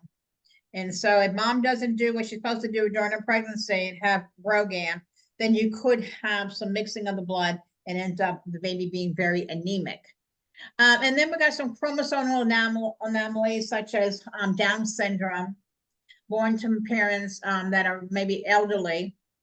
If daddy's sperm gets old after age 55, mom's eggs start to age around 35. So you have a high risk situation going on, advanced maternal age, and they have to be watched very carefully during the pregnancy. And then unfortunately you can have some injuries perinatal, such as if you use a forceps delivery or you use vacuum extractor. Those are assisted devices that can cause problems, or you can have shoulder dystocia like I talked about. Okay. All right, so let's go on here. So if I was to ask you, active and efficient participation in prenatal care can significantly decrease the risk of congenital anomalies, what would you say?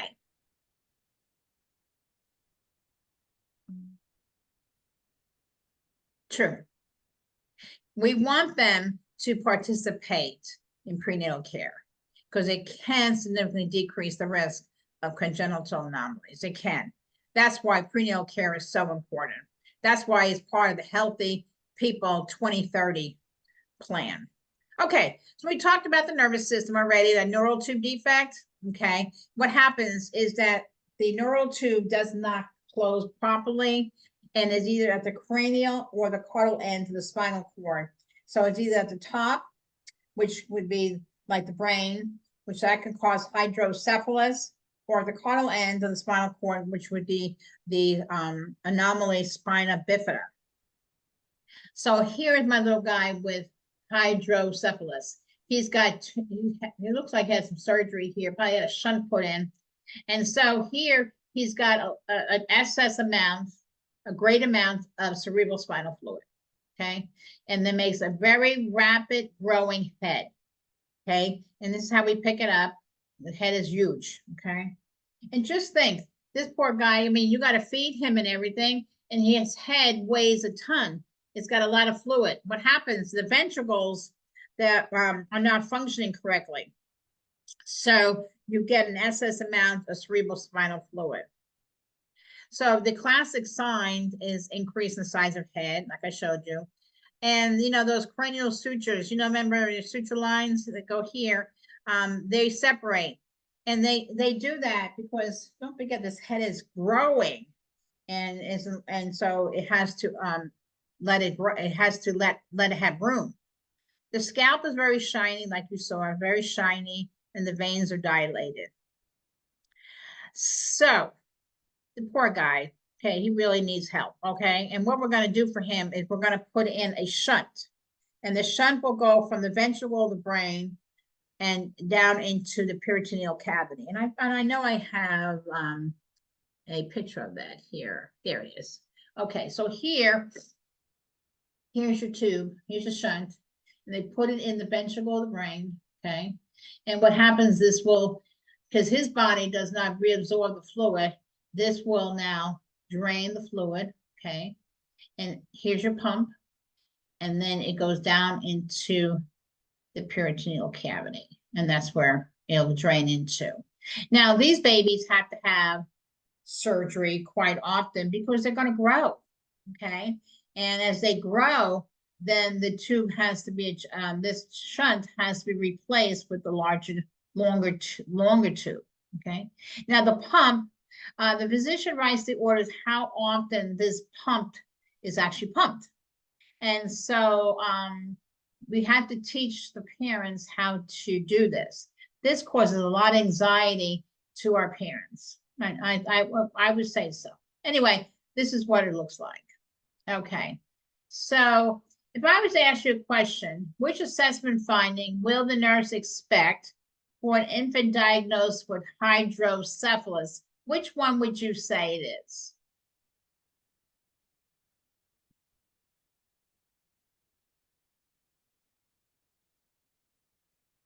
Anybody?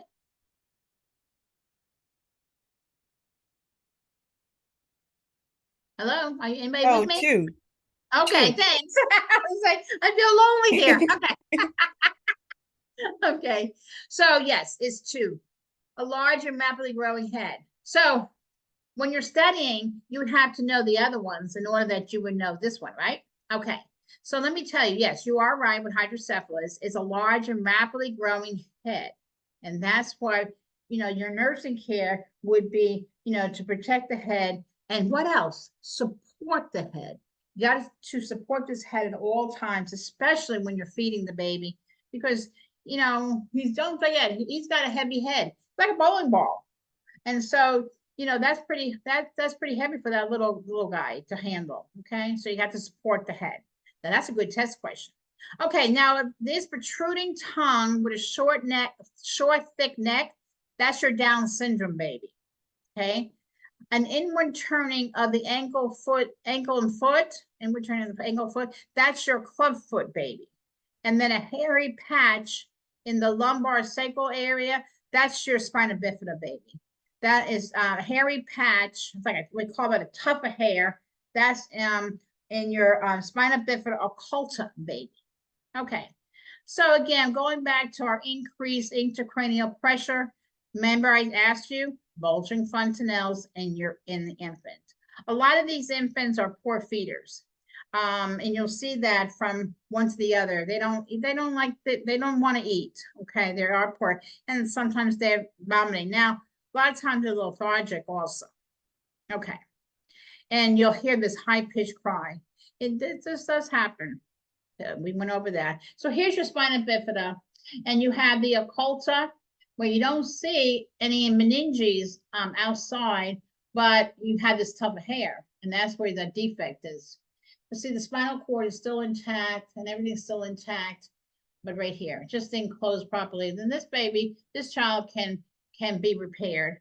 Now this one here, the meningeal seal here, you have the meninges outside. You see the meninges protruding? And you have a defect in the bony canal and the spinal cord.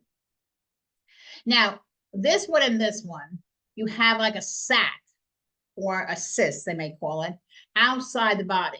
And you'll see that at birth, okay? And it just looks like this. It's a round area. It's all red. It's got blood supply, all right? But now he's outside. He's been born. So this cyst, if you just don't do anything, it'll dry up and it'll die.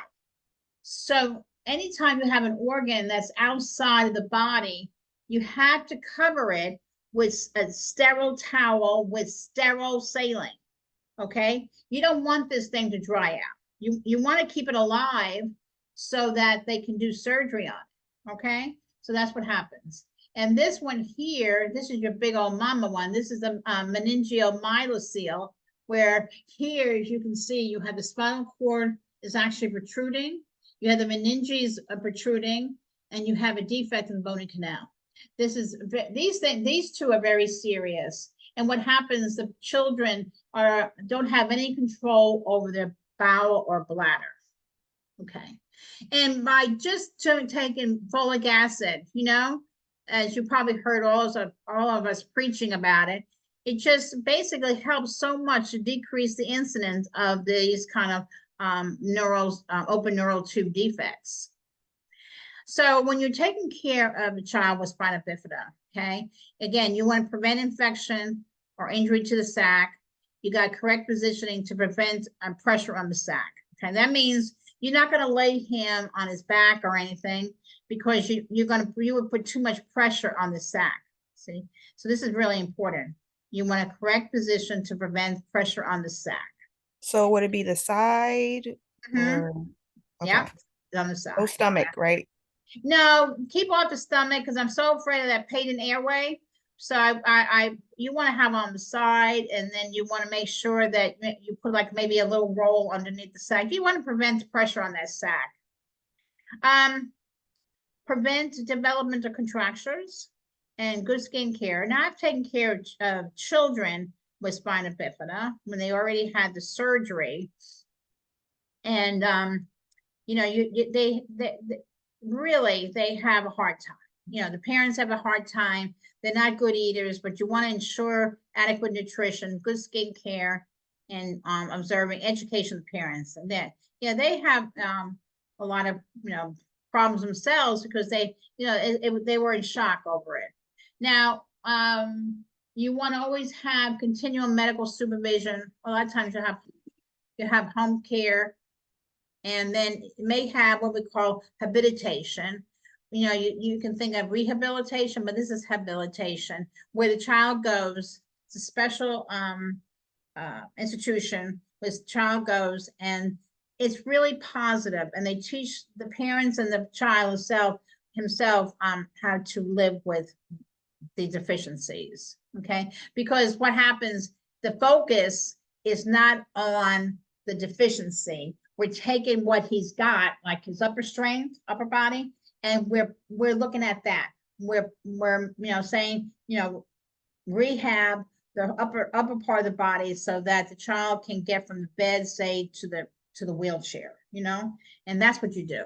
Okay, so getting back to our nursing care of our spina bifida baby, these babies will go in an incubator. We don't want to cold stress this baby out. No way. So we're gonna put him right into an incubator, nice warmer, and keep him warm. You have moist sterile dressing, saline, or antibiotic solution. You want to, the main thing I want you guys, because it's a really good question, is you want to prevent drying out of the sac. You know, that sac, eventually, baby's gonna have surgery. And so you want to keep everything alive. In order to do so, you got to keep it moist, okay? So that's what we do. And of course, main protection from injury. All righty, I think I already asked you this question, okay? So I'm going to skip over this, but again, what I want to get over to you guys is when you're looking at answers, don't just look at the first answer, okay? Like if I was to ask you, the nurse is caring for an infant born with spina bifida, myelomeningeal seal. So which intervention would the nurse implement to protect the sac? Well, you know that you have to protect the sac by applying what? A moist sterile saline, right? Okay, moist towel. So now you're going to look at the answers. Okay, and you say, oh, look, it says apply, but read the whole thing. It says apply a dry sterile dressing to the site. So that's what? Wrong, correct? Right. Okay, now the next one says cover with a sterile cloth moistened with saline. Oh, yes, it may not say apply, it says cover, but that's the same thing. Okay, but it's a sterile cloth moistened with saline, and you know that's correct. Okay, the next one says leave open to the air and allow it to dry. Well, you know that's wrong. We don't want this thing to dry out. Or cover with petroleum gauze dressing. You don't need to do that.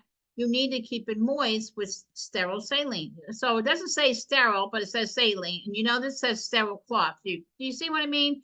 You got it, all right? Just rate each answer carefully.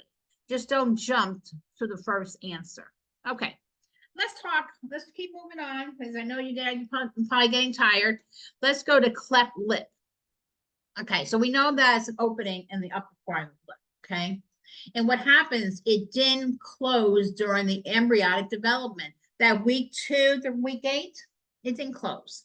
So now you have the maxillary and medial nasal processes that are wide open. Okay, some cases are hereditary, actually many cases are, and others could be environmental. And it occurs more in boys than girls. And here's my little guy, okay? You can see that this baby, you have to worry about nutrition, got to keep the mouth clean, and this baby will have surgery, chilioplasty, and to close it up. They usually repair by 3 months of age, okay? And they may, I talked about having elbow restraints. What I mean by that is, when you have surgery, you don't want this baby, excuse me, to get up here with his fingers, his nails, and scratch this suture line. We want this suture line here, when they reconnect it, to be as nice and clean as we can get it, okay? That means proper, cleansing of the suture after surgery, and make sure the baby doesn't cry, and sucking is not good. So we want to make sure that this is nice, because when this heals nice, that baby has less deformity on his face. As we all know, what we look like has a lot to do with our personality and how we act in life. So I want to make sure that this heals really nice. So that's the biggest problem with that. And they do need a special syringe or a bottle that may need to assist in feeding the child. Okay, because until the surgery has occurred, that's hard to feed a child. Okay. So, and then afterwards, we may have to do a medicine dropper until the wound is completely healed. Again, nutrition is a problem. Even with our cleft palate is a problem. And so you want to cleanse the mouth by giving the infant a small amount of sterile water. You want to always clean the mouth at the end of each feeding session. So here's our cleft palate. If you ever been in delivery, you'll see the nurse, she has a glove on, and she'll take her finger and she'll go on the roof of the mouth, put her finger in his mouth. And what we're looking for when we do that, we're looking to make sure that that hard palate actually fused, okay, came together. Because when it doesn't come together, okay, when it's open, maybe it didn't close during this 7 to 12 week of gestation, which is during the early fetal development, because remember, fetal development starts at week 9. It's right there at the end of the embryonic development going into the fetal development time, and it just didn't close.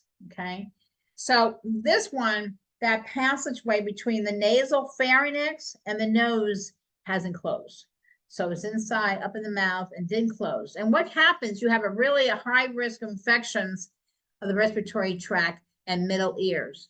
Now that's a good, I would write that down.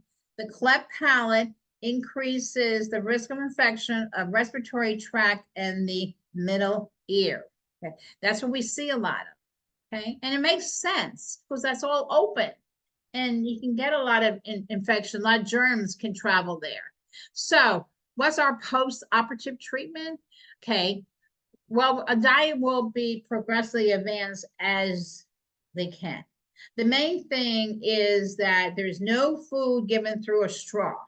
Okay, you don't want these babies to suck. All right, again, isn't that a reflex? Yes, it is. And so you want to prevent the sucking in this case. Oral hygiene, follow each feeding with a clear water, like we had to do with the cleft lip. Now these children may have a problem with speech, so we want to encourage them to pronounce each word correctly.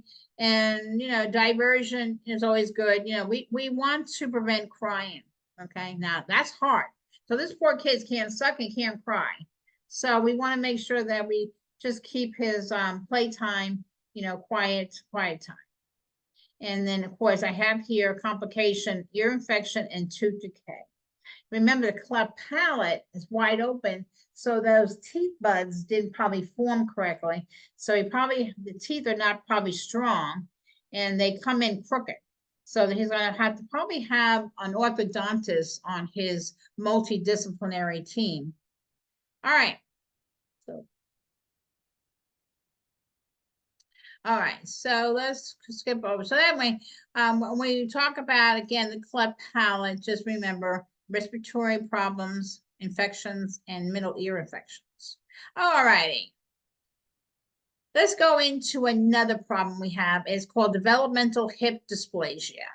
What happens is that the femur, okay, the top of the femur, there's like a ball, and it has to go into the acembellum. And when the acembellum is not deep enough, okay, this femur will not go in properly. And you have, actually, this practitioner is doing what we call the Ortolani test, where he had a suspicion something's going on with the leg, and so he pushed it away, right? He abducted it, AB, away from the center, and he heard this clicking noise, and that was hip dysplasia. This is another example of hip dysplasia where the gluteal folds are not even. Okay, you can see that here. And so I would take note to that. Hip dysplasia, the gluteal folds are not symmetrical. They're not even. All right. And this poor little kid here, he has a hip dysplasia. As you can see, one leg is higher than the other leg. Okay. These can happen, a baby in utero. And so we can take care of it though. All right. So just like I said, it applies, hip dysplasia applies to various degrees of deformities. And so when the infant is in prone position, one buttocks appears higher than the other. So the head of the femur, like I said, is partly or completely displaced. It doesn't go into the acembellum like it should. And you pick this up when the infant begins to walk, or the infant or toddler begins to walk. Okay. Alrighty. I think we already did that, so this is back here. Okay. So that was hip dysplasia. Now, I told you the most important part is that you can see it where one leg is higher than the other, or the gluteal folds are not symmetrical. All right. Now, let's jump over to PKU. Okay. PKU is a test that we do a test. It's called the Guthrie test. I don't know if you remember that from your other lectures, but it's called the Guthrie test. And what happens is that this baby let me put it this way. This baby is not able to handle the amino acid called phenolphthalein. Okay, and phenolphthalein, again, is an amino acid that's found in all protein foods. Okay, the baby just can't break it down. So what happens is that the baby accumulates this phenolphthalein in his system. And when he accumulates in his system, it can affect the brain. So all babies are tested when they are born. Now we have to wait 24 to 48 hours. And the reason why is that your baby has to take in protein, enough protein, so that we can see that he can't digest it. So this test is done usually 48 to 72 hours after birth. And it's done in all babies. It's actually mandatory testing. So why? Because we want to pick this up because this child doesn't need to be mentally retarded for the rest of his life. He'll have a mental disorder the rest of his life. And we can pick it up at birth. Because these kids actually appear normal at birth. Because it's inside, is inborn metabolism. So what happens is that they can't break it down. So they feed in breast milk and formula for 48 hours, best is 72 hours. Then we do the testing, the Guthrie test, and then we pick it up. This child is going to have a lifelong eating problem with his eating. He cannot have protein.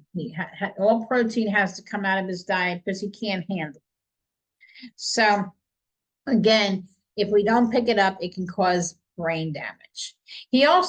Children have sometimes different odors with different types of problems. So PKU, they have like a musty odor. So we're going to have to alterate. They can't, breastfeed or anything. They have to be on a special infant formula called lofenilec or Phenix 1. I'm very familiar with lofenilec with these kids. And what it does is a synthetic food that provides enough protein because, kids got to grow in tissue, but they can't handle the normal protein because of the amino acids. So they have to have this synthetic food. Okay. You have to teach the parents on this because they have to read the food labels. They can't just go out and buy food because there's a lot of protein in different foods. So they need help. I would definitely have my parents go to a dietitian. All right, so that was PKU. And again, the Guthrie test is your test that we do. It's a very particular test. It's a blood test. And again, we wait 48 to 72 hours to do it.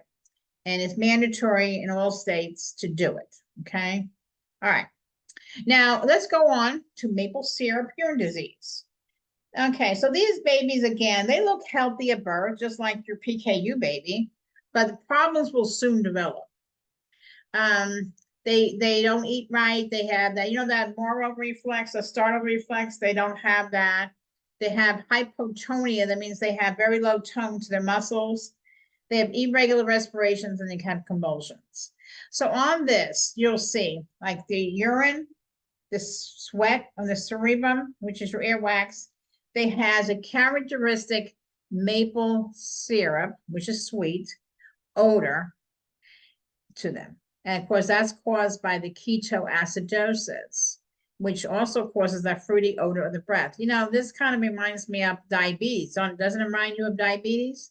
So anyway, a lot of times it's a good test question would be, what, problem or the following problem would be characteristic by a sweet aroma to the baby. And that would be your maple syrup urine disease. Okay. Again, they're sweet. Now, a lot of times by just smelling a baby or kissing a baby, you can pick up different things. So, if you kiss a baby's forehead and it's like real salty, that's like cystic fibrosis. The same thing with maple syrup. Yeah, you're observing the urine, you can smell it, and then his earwax would have this characteristics of this really sweet smell. Yeah, because remember, urine shouldn't be smelling sweet. And when you have that, because he's excreting out into the urine, see, and that's not good. All right. So what happened? Okay, so that was it, maple syrup. Again, you want to pick it up quickly, otherwise these kids can die. Okay, they can. Okay, let's go on to glycosemia. And again, this means that there's too much glucose in the blood. So you have a baby that's maybe looking lethargic, okay? Maybe have low tone for his muscles. These are failure to thrive babies. They vomited and they have diarrhea, GI systems is affected. And so it begins abruptly and it just worsens gradually. It begins when the baby's fed because the baby cannot break down the lactose, okay? And so they have too much in their blood system. So you remember, milk and lactose containing products have to be eliminated from the diet. And breastfeeding, this again has to be stopped because you have what? You got lactose in the breast milk. So what this kid has to go on is lactose-free formula or soy protein, okay? And that's a good test question too. And so, you want to make sure that lactose-free formula, so you want to make sure that, either soy protein, let me say another one could be almond. That's good too, right? So you want to make sure it doesn't have what? Sugar in it. Okay, let's go on to Down syndrome. Now, don't forget, if any of these syndromes or diseases you're not sure of, go back into chapter 14 and read chapter 14, okay? All right. Now, Down syndrome is the most commonly chromosomal anomaly, unfortunately. And remember, I told you at the very beginning of my lecture today, is the risk increase with mothers 35 years or older and fathers 55 years old. Okay. And it ranges from mild to severe. What you know is what the baby looks like. And so we can pick up an abnormal alpha-fetoprotein test. But listen to me very carefully now. An alpha-fetoprotein test is a screening test. And this test is done around maybe weeks 15, 16 of the pregnancy. Okay. Now, if that comes back as high, abnormal, okay, then my next step, because I'm going to talk to my patient and I'm going to offer to her an amniocentesis. Because once again, amniocentesis is the most accurate test in order to make a diagnosis. That's the difference, okay? So alpha-fetoprotein test is only a screening test, okay?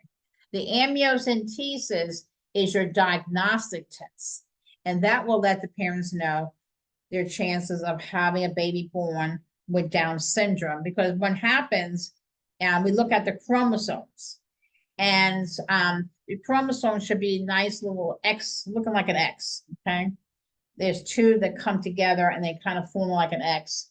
And there should not be a third attachment to that X, okay? If there is, that's like a trisomy there. And what happens is that gets picked up, and that's how parents know that they have a Down syndrome baby. And so you want to always offer this and amniocentesis because they're going to have to be making decisions. And these are big decisions in this family's life. Are they going to carry on the pregnancy, or what are they going to do? Okay. So you want to make sure that you're given the right tools. You never want to make a decision based on a screening test. No. Screening is only to let us know what's going on, and then we have to move on for a more diagnostic test. And this is our little guy here. Okay, you can see his little ears are kind of low set, his eyes here, nose, kind of a flattened nose bridge here. And then very, very indicative, we see this right at birth, they have what we call protruding tongue, okay? And so, and you can see the head is kind of large there too. Now here you go over here and you see that crease going right straight across the hand. That's called a simian crease. That's also another manifestation that baby has Down syndrome. And then here you got the little finger that is very short, here, right here, and it's very abnormal. So you can see that. A lot of times I've seen the simian crease, and of course the facial facial. These babies are limp, that can be flaccid in their posture. Again, they have low tone to their muscles. We call hypotonicity of muscles. So they're difficult to position hold. And, they can be really prone to heat loss. And again, they're prone to respiratory illnesses and constipation due to what? A low tone to the muscles, hypotonicity. Whenever you have hypotonicity to muscles, you can have problems because you need good tone in the body to move things, right? Like for the respiratory, the lungs to move in and out, and constipation for the GI system to evacuate its contents. So you need good muscles. All right. Now here, let's go on to blood disease of the newborn. This is called erythroblastoma fetalis. Okay. Again, Rh negative mommy or Rh positive daddy produces an Rh positive fetus. Okay. The thing is here that negative and positive, these two, negative and positive, right? They don't get along. Okay, and they live inside mom, right? They're inside mommy. All right. So you have mommy's negative blood, and it kind of mixed in with baby, or baby mixed in with mommy. And we shouldn't have mixture. We don't like it to mix, but sometimes fetal blood does enter for circulation. All right. And what happens, mommy's blood picks this up and goes, oh, what's going on? We got positive erythrocytes coming in, and we're negative. So what mommy's body does is starts producing these little antibodies, or I call them little warriors, little antibodies that can cross the placenta, and they can destroy the red blood cells of the fetus. And they cause the baby to have less blood cells, therefore causing the baby to be anemic and have heart failure, which is never good. Okay, so here's your picture. So again, you have negative for mommy and positive for baby. These two should not mix. When they mix, so here you have positive and negative, and here's negative, negative, positive, and her body senses this. She starts making these antibodies. Again, I call them like little warriors. They have little hammers, and they're going to go in, they can cross the placenta, and they can go into here and they can destroy his red blood cells. And that makes that baby anemic. And when baby's that anemic, okay, they can have a condition called erythroblastoma fetalis. All right, so what we're going to do, we're going to use RHD immune globulin or RelGam, and we give that within 72 hours of delivery. Okay, before she leaves the hospital, she's going to get that, because what you're doing is that you're protecting the next pregnancy. And whenever a mom who is an Rh negative, has an Rh negative blood, and she has an ectopic or she has an abortion, we're going to give her RelGam. Okay, same thing. We're always protecting the fetus. So that's what you're doing. You want to make sure you're protecting the fetus, and when you get it after delivery, you're protecting the next pregnancy, because you don't want any kind of positive and negative mixture. All right. All right. I already went over the glycemia, so you can read this on your own. Let me go here. Oh, my slides. Let's go. So here, let's just real quick here, because it's getting to be late now. Neonatal absence syndrome. All right. So what happens is that the fetus is exposed to drugs in utero. All right. So mommy during pregnancy took in drugs. Okay. She liked her cocaine, or she liked her marijuana. She liked her heroin. She took it. Okay. What happens is that the fetus now is exposed because those drugs cross the placenta. Okay. And so therefore, when a baby is born, okay, he's then cut off from those drugs. All right. Okay.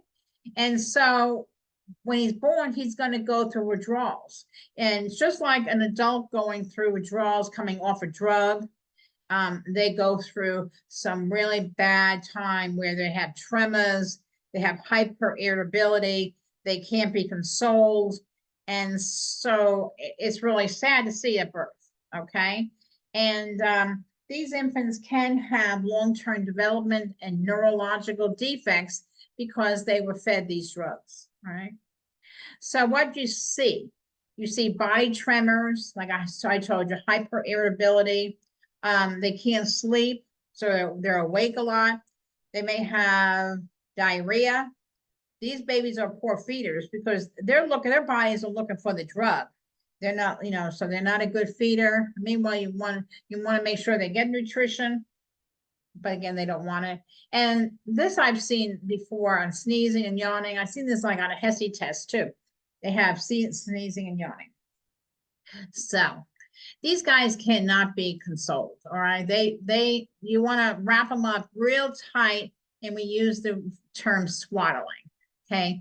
And so in your book, it even shows you how to swaddle a baby, how to wrap them up. You want to do it real tight. You want to keep them in a quiet environment, and you want to observe for seizures. Sometimes these babies, we put them on phenobarbital, okay? It seems to calm them down just a little bit. And I tell you, I have tried to sit in a rocker with these babies, and the more you rock them, the worse they got. So then we had to make sure they were swaddled up real good and just put them in a quiet environment, and they seem to do better than rocking. Because rocking, they can feel your tension as you're rocking them, and they get worse. Okay, so here is the swaddling effect, how to swaddle. I put that in my PowerPoint for you. Okay. A diabetic mom. These moms have sometimes a hyperglycemic environment for the fetus. So the fetus gets a large amount of glucose. Okay. So it's like having a Snicker bar for 9 months all day long. Okay. Your blood sugar would become what? Hyperglycemic in utero. But now you're born. So what happens? You're cut off from all that beautiful sugar. And so now your sugar level plummets down. Okay. And so you get hypoglycemic. All right. Now these babies are pretty big. They weigh about 9 pounds or more. We call them macrosomic. Sometimes the book says 8.8 pounds. That's fine too. And they're just big babies. They weigh over 8.5 pounds. And they're big babies. They have big, large shoulders, okay, large head, and they're sick too because sometimes they because of the amount of sugar, they can also lead to hyperinsulin. So which along with excess production of protein and fatty acids. That's what gives them this large gestational age baby. All right, so what happens? I told you about hypoglycemia, and hypoglycemia, which is low blood sugar, can lead to respiratory distress. Okay, so these kids can have problems, developmental deficits, and they suffer complications of RDS. They can have respiratory distress syndrome. And when they're born, their sugar goes down. They have hypoglycemia. They can have low calcium, hypocalcemia. And then they actually can have too much bilirubin, red blood cells. So these kids can be very sick at birth, okay? So your hyperbilirubinemia, they would be on the phototherapy, have an IV. They'd probably be on some kind of insulin drip, and to make sure that they don't get seriously in hypoglycemia, because that can cause a big problem to babies. And here's my picture of my baby. So you can see his arm is on arm board, his IV. He's got a tube down his nose, as you can see. And he's on EKG right here, because they can have heart problems. And they're watching his breathing, making sure that little sternum doesn't retract in. And they have the how much this diaper weighs. They have 6 to 6 grams. And then here's the big baby. That's a big baby. Okay, you see how big his head is. This is a macrosomic baby. Okay, so you want to monitor his glucose levels, monitor vital signs, monitor his irritability. These babies, again, you have to do cluster care on these kids because they get irritated. They can have tremors and, of course, respiratory distress. Now, if their glucose levels goes down below 40 milligrams per deciliter, it can result in a rapid and permanent brain damage. Okay, not good. So here it is. Here's your LGA baby. All right, let's talk about meconium aspiration syndrome real quick. I think we already did this. So here's your symptoms of respiratory distress. Of course, they're going to have problems breathing.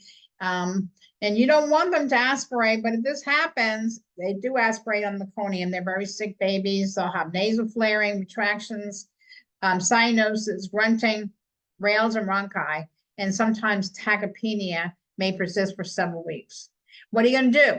I'm going to put them in a nice incubator or a radiant warmer, keep them warm. I'm going to monitor their oxygen levels. Okay, I want to make sure that I have a pulse oximeter on them, and I'm going to make sure it reads 92% or greater. Okay, and gives supportive care and have NICU. Okay, all right. So just you want to look over just molding. Molding is a term that can happen during the delivery process, and it basically what happens to baby skull just kind of molds to mom's passageway, and so it can come out with a little slight swelling. Now here I just want to go over and make sure that this could be on your exam, so I'll make sure I go over this with you. The capsuccedia, that's the one. Now, I don't know if you can see me or not, but I'm going to demonstrate. Back of the head, top of the head, there's a swelling, okay? And that's just fluid. And capsuccedia is just fluid. And you can see how that could cross the suture line, because the suture line goes right through the middle of the skull. Okay. The subhematoma is a collection of blood, because you can see the word hematoma, you can see the word head. So hematoma is a collection of blood that's right on the side of the head, okay?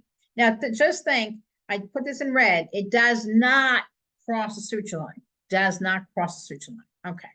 And that, all this, these two, they will go down and the body will reabsorb either the fluid from the capsuccedia or the blood from the subhematoma. The body will reabsorb it and it will go down. It's not pretty at birth, obviously, and it could cause concern to the parents, but it will go down. And then with the subhematoma, you're probably thinking, oh, there's more blood that's recirculating in baby's body. Yes, and therefore can increase his bilirubin. So these babies are also prone to what? Jaundice. Okay. Now, don't forget to review, I think we're done now. Don't forget to review your mathematics, okay? And read if it says round to the nearest 10. Or it says to what? Or a whole number. Or the nearest 100. Just read and make sure that you use your formula. And I put something in here for you, and this will be posted for it. My PowerPoints will be in the resource probably later today. And your intake of calculation, there's going to be one on there. And you have succeeded, and we all have succeeded. And that was our great review today. And so I want to thank you for joining me. And I hope that,